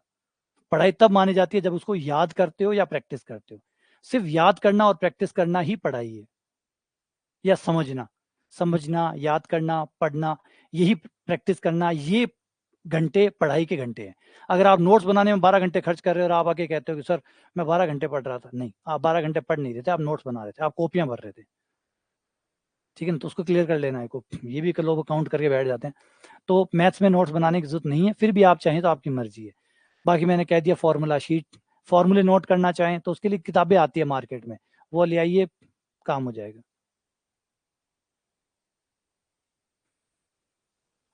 ठीक है? कंसेप्ट कैसे बनेगा? देखो कंसेप्ट के मामला बड़ा कम ज़बरदस्त है। कंसेप्ट होता क्या है? कंसेप्ट होता है कि कहानी जो भी सवाल होते हैं, उसकी गहराई को समझना। वो क्या कहना चाहता है, वो क्या करवाना चाहता है, उसके कनेक्शन को समझना। क्या दिया है, क्या निकालना है और ये पुल कैसे बनेगा? क्या दिया है, क्या निकालना है, उसके बीच के पुल कैसे बनेगा? इसे कहते हैं कंसेप्ट। अब कंसेप्ट की क्या दिक्कत होती है? आप कोई भी टॉपिक पढ़िए, हर टॉपिक दूसरे टॉपिक से जुड़ा हुआ होता है। हर टॉपिक दूसरे टॉपिक से आप समाकलन करेंगे, त्रिकोणमिति काम आ रही होगी। एक दूसरी चीज़ें काम आती है। तो धीरे-धीरे जब आप पढ़ते हैं, तो एक टॉपिक के साथ दूसरा, दूसरे से तीसरा, तीसरे से चौथा जब जुड़ने लग जाते हैं, तो ये पुल बनने शुरू हो जाते हैं। अब आप कोई फ़ंक्शन पढ़िए, फ़ंक्शन में आपको असमीका काम आएगी, लॉगरिथम काम आएगा, त्रिकोणमिति काम आएगी। तो ये धीरे-धीरे जैसे-जैसे आप पढ़ते जाएँगे, कांसेप्ट आपस में जुड़ते चले जाएँगे और एक बार जब कोर्स पूरा होगा ना, तब जाके कांसेप्ट दिखने शुरू होंगे। एक बार कोर्स पूरा होने के बाद कांसेप्ट दिखने शुरू होते हैं। आप फ़ंक्शन पढ़ रहे हैं और आप कह रहे हैं मुझे फ़ंक्शन समझ में नहीं आ रहा, नहीं आएगा। नहीं आएगा। कुछ ही बातें समझ में आएगी, जो पीछे की चीज़ें नहीं माँग रही है, आएगी। जब तक आप त्रिकोणमिति को नहीं समझ लेते हैं, जब तक आप लॉगरिथम को नहीं समझ लेते हैं, जब तक आप समीकरणों को नहीं समझ लेते हैं, जब तक आप असमीकाओं को नहीं समझ लेते हैं, आपको फ़ंक्शन समझ में नहीं आएगा। तो यही वो कारण है, जब पूरा कोर्स होता है, तभी आपस में सारे कनेक्शन इंटरकनेक्ट होते हैं और तब जाके कांसेप्ट का एक जाल तैयार होना शुरू होता है। अब बच्चा क्या होता है, पहले दिन पढ़ता है, मेरे कांसेप्ट नहीं बन रहे। तो एक दिन में कौन-सा कांसेप्ट बना है भाई? एक दिन में कौन-सा बना है? सब चीज़ें आपस में इंटरकनेक्ट होती तब कांसेप्ट बन सी। तो कंसेप्ट के लिए धीमा विश्वास रखिए, धीरे-धीरे वो बन रहा है, वो जाल बन रहा है। जैसे मकड़ी जाल बनाती है, उस तरीके से जाल धीरे-धीरे फ़ॉर्म हो रहा है। जब पूरा कोर्स हो जाएगा तो आपका ये जाल तैयार हो जाएगा। फिर करना होगा इस जाल को मजबूत, तब रिवीज़न करोगे तो ये जाल मजबूत होता चला जाएगा। अगला, एक्स्ट्रा बुक्स कुछ मत लाना, पैसा खर्च करना है, लाइब्रेरी बनानी है तो ले आइजो और बाकी कोई भी एक्स्ट्रा नोट्स की ज़रूरत कोई नहीं। अपने आप में जो कुछ भी है वो सफिशिएंट से भी ज़्यादा सफिशिएंट है। सफिशिएंट से भी ज़्यादा सफिशिएंट है। मतलब जितना होना चाहिए उससे ज़्यादा है। किसी और एक्स्ट्रा चीज़ की ज़रूरत नहीं है। समय बर्बाद करना चाहते हो, खरीद-खरीद खेलना चाहते हो, ले आओ। लाइब्रेरी बनाना चाहते हो, ले आओ। परिवार के लोगों को, समाज को दिखाना चाहते हो कि बच्चा खूब पढ़ रहा है, तो ले आओ। अगर आपके अदर आइडियाज़ हैं, अदर ऑब्जेक्टिव्स हैं, अदर उद्देश्य हैं, तो एक्स्ट्रा किताबें आप ला सकते हैं और सिलेक्शन के लिए आपको कुछ भी एक्स्ट्रा नहीं चाहिए। इस बार एक टर्की का शूटर था, आप लोगों ने देखा होगा, एक टर्की का शूटर था। उसने नॉर्मल ग्लासेस पहन के, कुछ भी नहीं पहन के, बड़ा मीडिया में भी रहा था और उसने शूटिंग में सिल्वर जीता था और उससे पहले भी उसने काफ़ी सारे मेडल जीते हुए हैं, नॉर्मल ग्लासेस, नॉर्मल जो आप डे बाय डे पर पहनते हैं वो नॉर्मल ग्लासेस, कोई हेडफोन्स नहीं। सिंपल शूटिंग से उसने गोल्ड में सिल्वर जीता था। और बाकी लोग आते हैं कितने सारे ताम झाम लेके आते हैं, ये वाला वो वाला चश्मा, वो वाला चश्मा, वो वाला चश्मा। यही इंपॉर्टेंट चीज है, क्वालिटी मेंटेन करिए, चीजों में मत जाइए। ये वाला हेडफोन लगाओगे तो गोल्ड में, कोई हेडफोन गोल्ड नहीं दिला सकता, कोई चश्मा गोल्ड नहीं दिला सकता, कोई किताबें गोल्ड नहीं दिला सकती। गोल्ड दिलाएगी आपकी खुद की क्वालिटी, आपकी खुद की क्वालिटी। उसको बेटर करिए। उसको बेटर करने के चक्कर में हम परचेजिंग शुरू कर देते हैं, हम खरीदारी शुरू कर देते हैं। वो किताब खरीद लो, अच्छा एक्स गुरुजी ने कहा है वाई किताब खरीद लो, जेड गुरुजी ने कहा है कि डब्ल्यू किताब खरीद लो, या वो नोट्स खरीद लो, वो वाली किताब खरीद लो। हम परचेजिंग में लगे रहते हैं, अपने आप को बेहतर करने के बजाय खरीदारी शुरू कर देते हैं, जिसका कोई मतलब नहीं है। पैसा बर्बाद, समय बर्बाद, सब खराब। अपने लक्ष्य पे फोकस करो, ठीक है। प्रैक्टिस कैसे करें? प्रैक्टिस का सबसे बढ़िया काम है लाइव क्लास में आओ, बस, और कोई तरीका नहीं है। सबसे बढ़िया तरीका है मेरे साथ आओ। सवाल बोर्ड पे आएगा, अचानक आएगा, आप प्रैक्टिस करोगे, दिमाग लगाओगे, नहीं निकलेगा, मैं कराऊंगा जैसे हम करते हैं। फिर मैं कराऊंगा, आप देखेंगे, आपको लगेगा अच्छा। और अभी आप देख भी रहे होंगे कि जिस तरीके से हम प्रैक्टिस करते हैं वो सबसे बेस्ट तरीका है। आप अकेले प्रैक्टिस करते हैं वो भी इतना अच्छा नहीं है। मैं अकेले प्रैक्टिस कराता हूँ, मैं खाली सवाल कराता रहूं, वो भी गलत है। हम दोनों जब मिलकर प्रैक्टिस करते हैं वो बेस्ट होती है। हम दोनों मिलकर जो प्रैक्टिस करते हैं वो बेस्ट होती है। आप अकेले प्रैक्टिस करेंगे, सवालों में अटकेंगे, फंसेंगे, डीमोटिवेट होंगे। मैं अकेला प्रैक्टिस कराऊंगा तो आपको समझने का, करने का मौका नहीं मिलेगा। लेकिन हम जब दोनों मिलकर करेंगे तो बेस्ट होगी। पहले सवाल आएगा, आप करेंगे, फिर मैं कराऊंगा, डाउट क्लियर होंगे, ये सबसे बेस्ट है, ठीक है। अगला, हाउ टू चेक प्रोग्रेस। ये बहुत जरूरी बात है। प्रोग्रेस कैसे चेक करें? देखिए, पट्टी में 1.5 लाख लोग बैठे हैं, हर लोग एक एक आदमी को पकड़ के बैठ जाते हैं, मैं उससे बेहतर नहीं हुआ, मैं उससे बेहतर नहीं हुआ। देखिए, ये पैमाना नहीं होता अपने आप को चेक करने का। ये अपने आप को चेक करने का कोई तरीका नहीं है कि आप एक एक आदमियों से कंपेयर करो। कोई आदमी आपसे 2 साल पहले पढ़ना शुरू कर दिया, किसी आदमी की सोचने की ताकत अच्छी है, कोई अलग है। हर किसी से कंपटीशन करिए मत। और पता भी नहीं है कि एग्जाम हॉल में क्या होगा। मैंने वो लोग भी देखे हैं जो बहुत बेहतर थे लेकिन परीक्षा में सफल नहीं हुए, और मैंने वो बहुत लोग भी देखे हैं जिनके टेस्टों में नंबर 4 4 5 5 आ रहे हैं और वो सिलेक्ट हो गए। जो मेन इंपॉर्टेंट है वो है विश्वास। अपने आप पे विश्वास रखिए, आप बेहतर हैं, आप अच्छे हैं। खुद का विश्वास मत खोने दीजिए, किसी से कंपेयर करके मत खोइए, आप यूनिक है। और इसके लिए आपको याद आता होगा वो एक घटना थी जिसको मैं बार बार जिक्र करता हूँ, और नीरज चोपड़ा वाली घटना थी। नीरज चोपड़ा वाले, आप तो जीके पढ़ते हैं, आप लोगों को पता है, नीरज चोपड़ा ने जब गोल्ड जीता था तो उनके जो प्रतिस्पर्धा में था वो एक जर्मन भाला फेंकने वाला था, है ना। और उसका नाम वेक्टर फ्रैंकलिन कुछ ऐसा नाम था, मुझे याद नहीं है। तो उसका जो रिकॉर्ड था वो रिकॉर्ड बहुत अच्छा था, शायद 192 या 198 कुछ ऐसा रिकॉर्ड था उसका भाला फेंकने का जर्मनी में। जर्मनी का जो खुद का रिकॉर्ड था उसका 192 या 198 था। जबकि शायद नीरज चोपड़ा जो है वो फेंक पाता था 182 या 183। तो मीडिया वालों ने पूछा नीरज से कि आप तो 182 फेंकते हो, और वो जो बंदा आपके सामने जर्मनी का है वो तो 192 का, तो उसने रिकॉर्ड ही बनाया हुआ है। 192 का तो उसका तो ऑलरेडी रिकॉर्ड है, और आप 182 पर बैठे हो। आप तो हार ही गए, खेलने की जरूरत ही नहीं आपको, तो आप तो बिना खेले ही हार गए। तो नीरज ने एक ही जवाब दिया कि मैं अपना बेस्ट परफॉर्म करूंगा। 97 का था, हाँ, उसका 97 का वर्ल्ड रिकॉर्ड था, है ना। आप लोग तो जीके पढ़ते हैं तो आप लोगों को पता होगा, 92.8 का है ना। हाँ, देख लेना आप लोग जो भी है उसको, उस कहानी को जरूर पढ़िएगा, बहुत इंस्पायर करने वाली है कि आप फालतू में कंपेयर करते रहते हैं। तो उसका रिकॉर्ड ऑब्वियसली नीरज चोपड़ा से बहुत बेहतर था, ये कोई दो राय नहीं है। लेकिन नीरज ने अपना विश्वास नहीं खोया। मीडिया के ऐसे सवालों का जवाब देते हुए उसने यही कहा कि मैं अपना बेस्ट दूंगा, फिर हारूं चाहे जीतूं, मैं अपना बेस्ट दूंगा। और यही हुआ, उस दिन नीरज ने अपना बेस्ट दिया और उन्होंने 82 या 83 फेंका, लेकिन वो बंदा अपना बेस्ट नहीं दे पाया। वो बंदा उस दिन अपना बेस्ट नहीं दे सका, और तीनों में ही नहीं आया वो। ना वो गोल्ड में आया, ना वो सिल्वर में आया, ना वो ब्रॉन्ज में आया, वो तीनों में ही नहीं आया। तो बस यही बात है, मैं अपना बेस्ट दूंगा। किसी से कंपेयर मत करिए, क्या पता वो दिन आपका बेस्ट हो, आज उसका दिन बढ़िया है, परीक्षा वाला दिन आपका बढ़िया हो। तो इस चीज से किसी को भी कंपेयर करके अपना विश्वास मत खोइएगा। लोग आपके विश्वास को डगमगाने के लिए आएंगे, मत डगमगाएं। खुद से फील गुड करिए, आप बेहतर हो रहे नहीं हो रहे, सबसे बड़ा पैमाना आप खुद है। अपना पैमाना आप है, अच्छा फील कर रहे हैं, बस आप प्रोग्रेस कर रहे हैं, बात खत्म। और किसी से कंपटीशन मत करिएगा, वरना वही होगा, आप हिम्मत पहले ही हार जाएंगे। इसके बाद है लर्निंग आवर्स, कितने घंटे पढ़ने चाहिए, इसका कोई जवाब नहीं है। कोई ऐसा नियम नहीं है कि 12 घंटे पढ़ोगे सिलेक्शन हो जाएगा, 10 घंटे पढ़ोगे सिलेक्शन हो जाएगा। हो सकता है 12 घंटे पढ़ के भी आप रह जाओ, हो सकता है 8 घंटे पढ़ के भी आप हो जाओ। तो ये आदमी आदमी पे डिपेंड करता है, किसके पढ़ने की क्षमता कैसी है उस पर डिपेंड करता है। तो सरल भाषा में नियम बनाए तो वो है, खूब पढ़ो, खूब पढ़ो, जितना टाइम मिले उतना पढ़ो, बस। किसी दिन 4 घंटे मिल रहे हैं तो 4 घंटे पढ़ो, किसी दिन 12 घंटे मिल रहे हैं तो 12 घंटे पढ़ो, किसी दिन 16 घंटे मिल रहे हैं तो 16 घंटे पढ़ो, किसी दिन 1 ही घंटा मिल रहा है तो 1 घंटा पढ़ो। लेकिन ईमानदारी से जितना टाइम मिलता है पढ़ो, बस। पढ़ाई के अलावा कुछ मत करो। पढ़ाई करो, रेस्ट करो, पढ़ाई करो, रेस्ट करो, बस। जब तक कंपटीशन ना दे दो तब तक ये 2 चीजें करते रहो। यही बेस्ट टाइम है कितना घंटा पढ़ना चाहिए, उसके अलावा कोई जवाब नहीं। जीके और पेडागोजी, इसके लिए कोई बढ़िया सा बेस्ट सा टीचर ढूंढ लेना, पेडागोजी के लिए और जीके के लिए, जो उम्दा है, जो शानदार है। एक बढ़िया मास्टर ढूंढ लो, एक एक्सपर्ट ढूंढ लो, क्योंकि मैं चाहे पेडागोजी जीके के लिए गाइड कर सकता हूँ, लेकिन जो पढ़ा रहा है, जो उम्र भर से जीके पेडागोजी पढ़ा रहा है, उसके कंपैरिजन में क्या कर सकता हूँ। तो आप उससे मिलिए, ये सही में बहुत ज़रूरी है, बहुत बहुत ज़रूरी है। हमने देखे हमारे पिछली बार मौके में कि कई बच्चे ऐसे थे जो मैथ्स में पास हो गए थे, लेकिन जीके और पेडागोजी की वजह से, जीके की वजह से रह गए थे, है ना। जीके का 40% क्लियर नहीं हुआ था।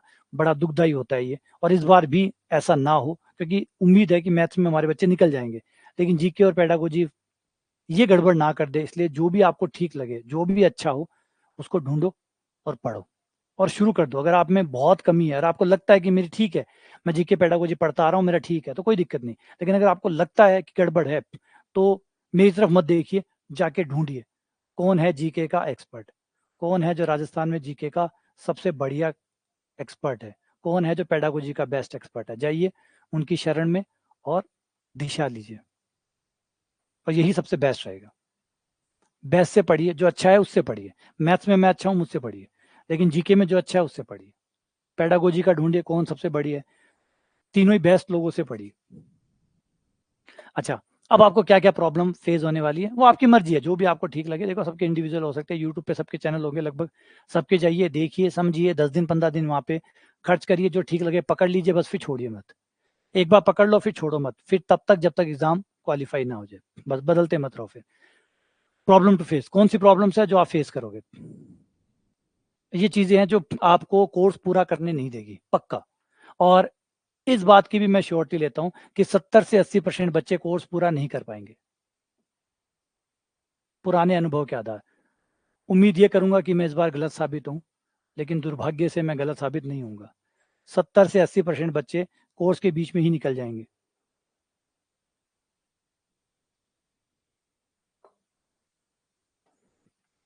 कुछ भी हो, कोर्स कितना ही बढ़िया क्यों ना हो, 70 से 80% बच्चे किसी न किसी कारण से आउट हो जाएंगे। उसके जो मेन कारण होते हैं, एक तो होता है इरेगुलरिटी, बच्चे रेगुलर नहीं होते, कुछ दिन आते हैं, कुछ दिन फिर चले जाते हैं, कोई शादी में चला जाता है, कोई प्रोग्राम में चला जाता है ना, बीच बीच में आता रहता है, बीच बीच में जाता रहता है, कभी एक दिन आ गया, फिर 2 दिन नहीं आया, फिर 2 दिन आ गया, फिर एक दिन नहीं आया। इस तरीके से वो कोर्स को कैसे ना कैसे बस निपटाता है खाली। उसे आप कोर्स करना हुआ नहीं मान सकते, क्योंकि अगर कोर्स 8 महीने में हुआ है तो उसने मुश्किल से 4 महीने पढ़ा है, 4 महीने छुट्टियां की है, तो वो अधूरा अधूरा सा, जैसे ना खाना पूर्ति करना, वो खाना पूर्ति करता है। दूसरा होता है डिसकंटिन्यूटी। कई लोग ऐसे होते हैं जो किसी कारण से, बीमारी हो गई या कोई और कारण हो गया, 1 महीने चले गए और 1 महीने बाद वापस आ सकते थे लेकिन नहीं आए। ये कह के जब 1 महीने पिछड़ गया तो छोड़ो, अब छोड़ ही देते हैं, तो वो छोड़ देते हैं, डिसकंटिन्यूटी। तीसरा जो सबसे खूंखार कारण है, सबसे खतरनाक कारण, वो है बोर्डम। लोग आएंगे, आज अच्छी अच्छी बातें कर रहा हूँ तो अच्छी अच्छी लगेंगी, सुंदर बातें लगेंगी, मजा आ रहा है कि हाँ अच्छी अच्छी बातें बता रहे हैं, सिलेक्शन की बातें कर रहे हैं, सबको अच्छा लगेगा। लेकिन जब डेली पढ़ना पड़ेगा तो बोर होंगे, डेली पढ़ना बोरियत लाएगा। यार ये कोई जिंदगी है, सुबह उठना पढ़ना, शाम तक पढ़ना, फिर उठना फिर पढ़ना, फिर उठना फिर पढ़ना, ये कोई जिंदगी है? यही जीवन जीना है मुझे? नहीं, मैं तो मजे करने आया हूँ। बस आ गई बोर्डम, आई बोर्डम, बंदा कोर्स को छोड़ के निकल गया। और ऐसा नहीं है अपने ऊपर आरोप लेगा, ना ना, अपने ऊपर नहीं लेगा, अमित जी पे चिपका जाएगा, कुछ ना कुछ अमित जी पे चिपका जाएगा या किसी और पे चिपका जाएगा, है ना, स्टिकर चिपका जाएगा कि अमित जी बढ़िया नहीं पढ़ाते। या ये ऐसा नहीं पढ़ाता, या ये इस तरीके से नहीं पढ़ाते, या ये क्लास इतने बजे लेते हैं, ये क्लास लेते हैं सुबह 8 बजे और मुझे क्लास चाहिए रात को 8 बजे। वो कुछ ना कुछ ऐसा ढूँढ लेगा जिससे वो अपने आप को जस्टिफ़ाई कर सके कि गलती उसकी नहीं है, बाकी पूरी दुनिया की गलती है सिवाय उसको छोड़ के। अगला होगा नेगेटिव थॉट, बीच-बीच में फालतू-फालतू की थॉट्स आएँगी। मेरा नहीं होगा, मेरा तो पक्का ही नहीं होगा, मैं तो कर ही नहीं पाऊँगा, मुझसे कैसे हो जाएगा? वो देखो वो 10 साल से पढ़ रहा है, उसका ही नहीं हुआ, वो 15 साल से पढ़ रहा है, वो मेरे मामा जी है, वो तो बूढ़े ही हो गए पढ़ते-पढ़ते, उसका आज तक नहीं हुआ उनका, मेरा कैसे हो जाएगा? तो कुछ ना कुछ अच्छी-सी कहानी, एक दंत कथा तैयार कर लेंगे, जिससे आपको कोर्स आगे ना पढ़ना पड़े और आप आज़ाद हो जाएँ। ऐसी कुछ नेगेटिव थॉट आपको मिल जाएँगी और बीच में मिलती रहेंगी, जिससे और कभी न कभी एक अच्छी, शानदार, अल्टीमेट, यूनिक सोच मिल जाएगी, जिससे आपको कोर्स पूरा करना नहीं पड़ेगा, बाहर आ जाएँगे। अगला होगा अगर ऐसा कुछ नहीं मिला, तो आपके पास एक चीज़ और है, वो है ओवरथिंकिंग। सोचते रहिए, तब तक सोचते रहिए जब तक कुछ नेगेटिव बात ना मिल जाए। बहुत सारी ओवरथिंकिंग करिए, ढेर सारी। ओवरथिंकिंग करते-करते आपको अच्छे में भी बुरा दिखने लग जाएगा। जब आप ओवरथिंकिंग करते हैं, है ना? जैसे साफ पानी है, एक समुद्र है या एक नदी है, उसका पानी साफ है, लेकिन आप नीचे जाएँगे तो ज़मीन तो दिखेगी। देखो और देखो कितनी गंदो पानी है, ज़मीन देखो कितनी गंदी है। ऊपर वाला पानी साफ था, वो तो पीना ही नहीं है ना, हमें तो वो देखना है जो ज़मीन में हो रहा है। तो कुछ ना कुछ वो ढूँढ लेगा, ओवरथिंकिंग करते हर अच्छे में इतना बुरा ढूँढ लेगा कि उसे आगे कंटिन्यू ना करना पड़े। ओवरथिंकिंग आपका ये काम कर देंगी और 1-2 दिन में हो जाता है लगभग ये। तो एक कारण आपको मिलेगा ओवरथिंकिंग, जिससे जल्दी आप कोर्स से मुक्त हो जाएँगे। तीसरा अनेबल टू सॉल्व, बच्चे जब नए-नए आते हैं, क्वेश्चन सॉल्व करते हैं, उनसे क्वेश्चन सॉल्व नहीं होते और होते भी नहीं है। और अगर आप मान लीजिए पहले दिन आए या 2 दिन आए या महीने भर आए और आपसे कोर्स पेपर सॉल्व होने लग गए, क्वेश्चन सॉल्व होने लग गए, तो फिर इतने दिन कर क्या रहे थे? तो ये बात है कि जब भी कोई बच्चा कोर्स करने आता है, तो उससे अगले 3-4 महीने तो कोर्स क्वेश्चन सॉल्व होते ही नहीं है, क्योंकि वो तो कोर्स पढ़ रहा है अभी।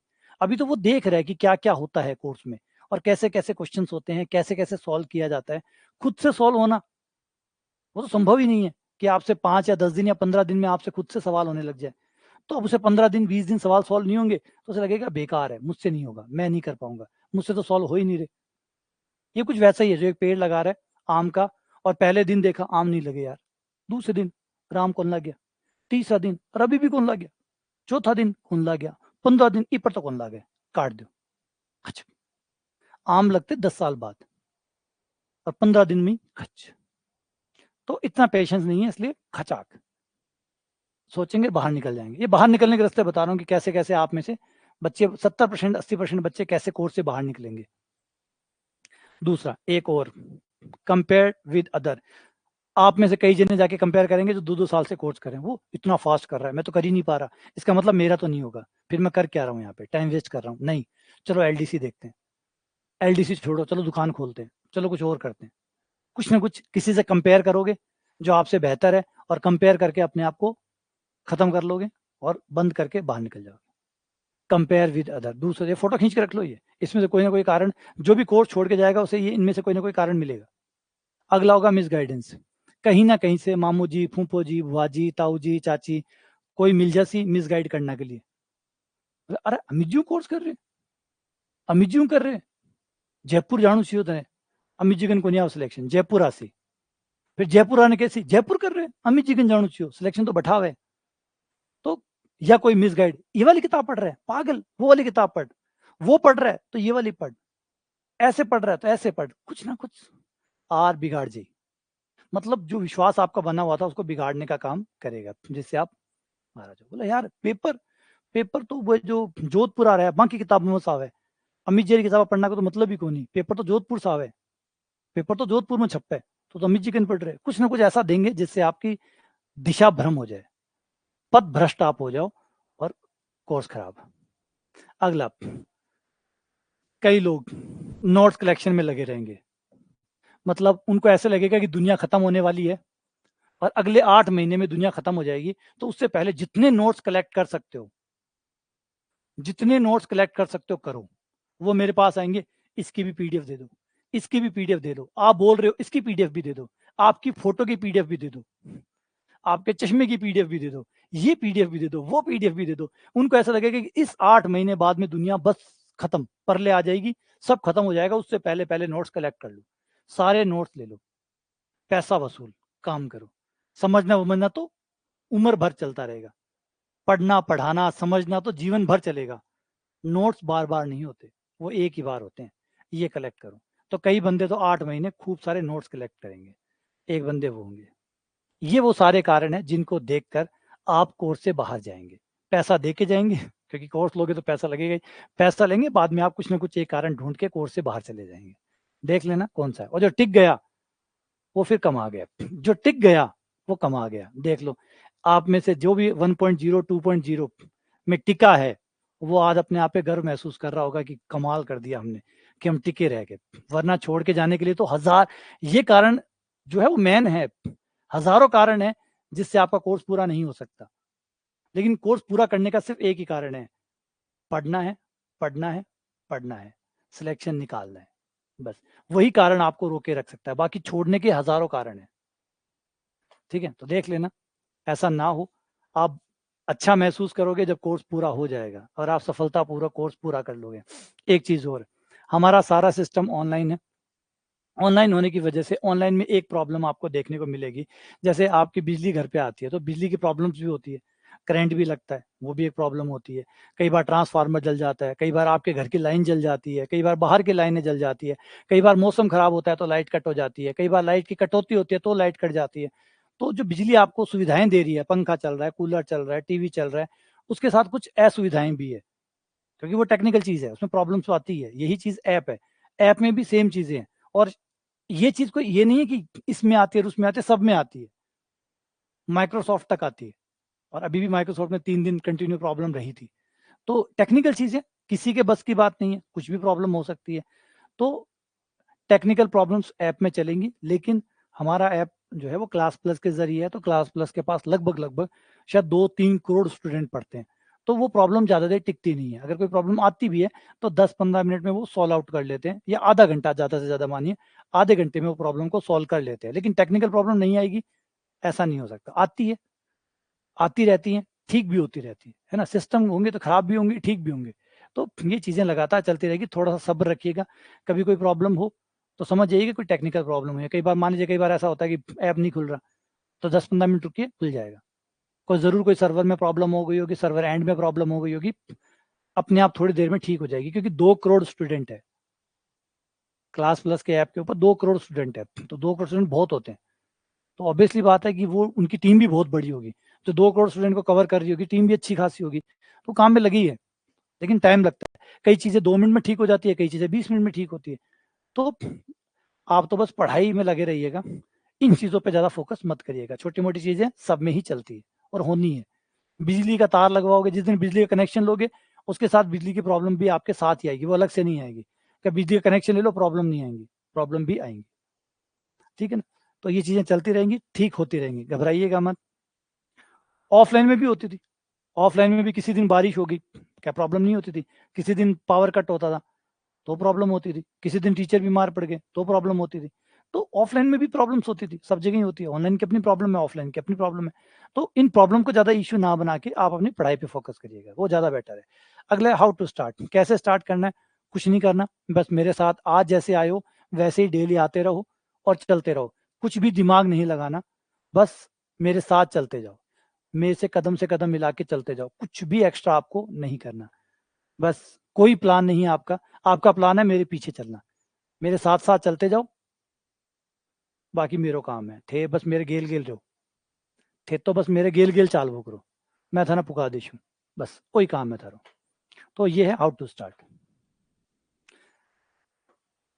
अगला, अगर फिर भी कोई प्रॉब्लम, कोई टेक्निकल प्रॉब्लम हो, कोई और प्रॉब्लम हो, XYZ की कोई भी प्रॉब्लम हो, तो ये नंबर है, आ नंबर पर कॉल करके थे बता सको कि भाई ये प्रॉब्लम है, क्या प्रॉब्लम है, क्या दिक्कत है, क्या समस्या है, कोई भी निदान प्रॉब्लम ये करवा देना। अगर आप कहोगे तो मैं आपके हफ्ते में कुछ क्लासेस लगवा दूंगा हमारी टीम के साथ, तो आप उनसे कह सकोगे ये वाली PDF नहीं आई, वो वाली PDF नहीं आई, है ना। क्योंकि ये PDF वाला तो मुझे कम समझ में आता है, इसलिए मैं अपनी टीम जो है उसके साथ क्लास करवा दूंगा। उनको कह देना कि ये PDF वो फलान ये ढिकान।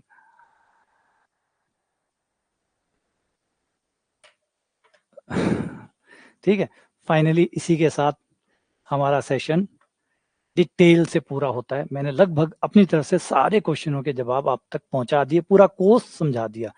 टाइम लगा है 1 घंटा 20 मिनट। तो मैंने पहले ही कहा था समय काफ़ी लगेगा, लेकिन आपका अच्छे से पूरा डिटेल।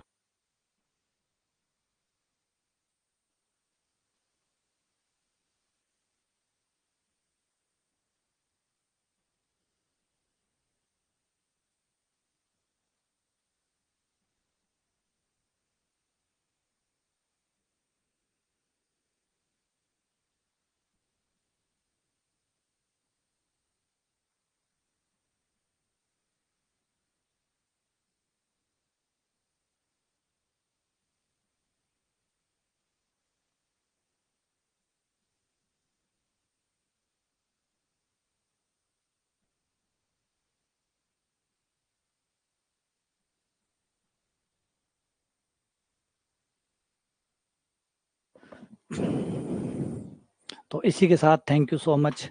और सारी डिटेल मैंने आपको लोगों को बता दी। जो भी अब आपके सवाल हैं, जो भी सवाल हैं, जितने भी सवाल इस सेशन में हुए हैं, अभी 40 मिनट आपके, लगभग 11 बजे अगला सेशन स्टार्ट होगा क्वेश्चन आंसर का। आप लोगों को जो बोलना है, जो पूछना है, जो बताना है, जो जानना है, वो मुझसे पूछ सकते हो। क्यूरी सेशन हमारा नेक्स्ट सेशन रहेगा। मोटा मोटी मैंने आंसर तो आपको दे दिया, फिर भी कुछ जानना चाहो आप तो अगला सेशन होगा, उसमें आइएगा और इसको पढ़िएगा।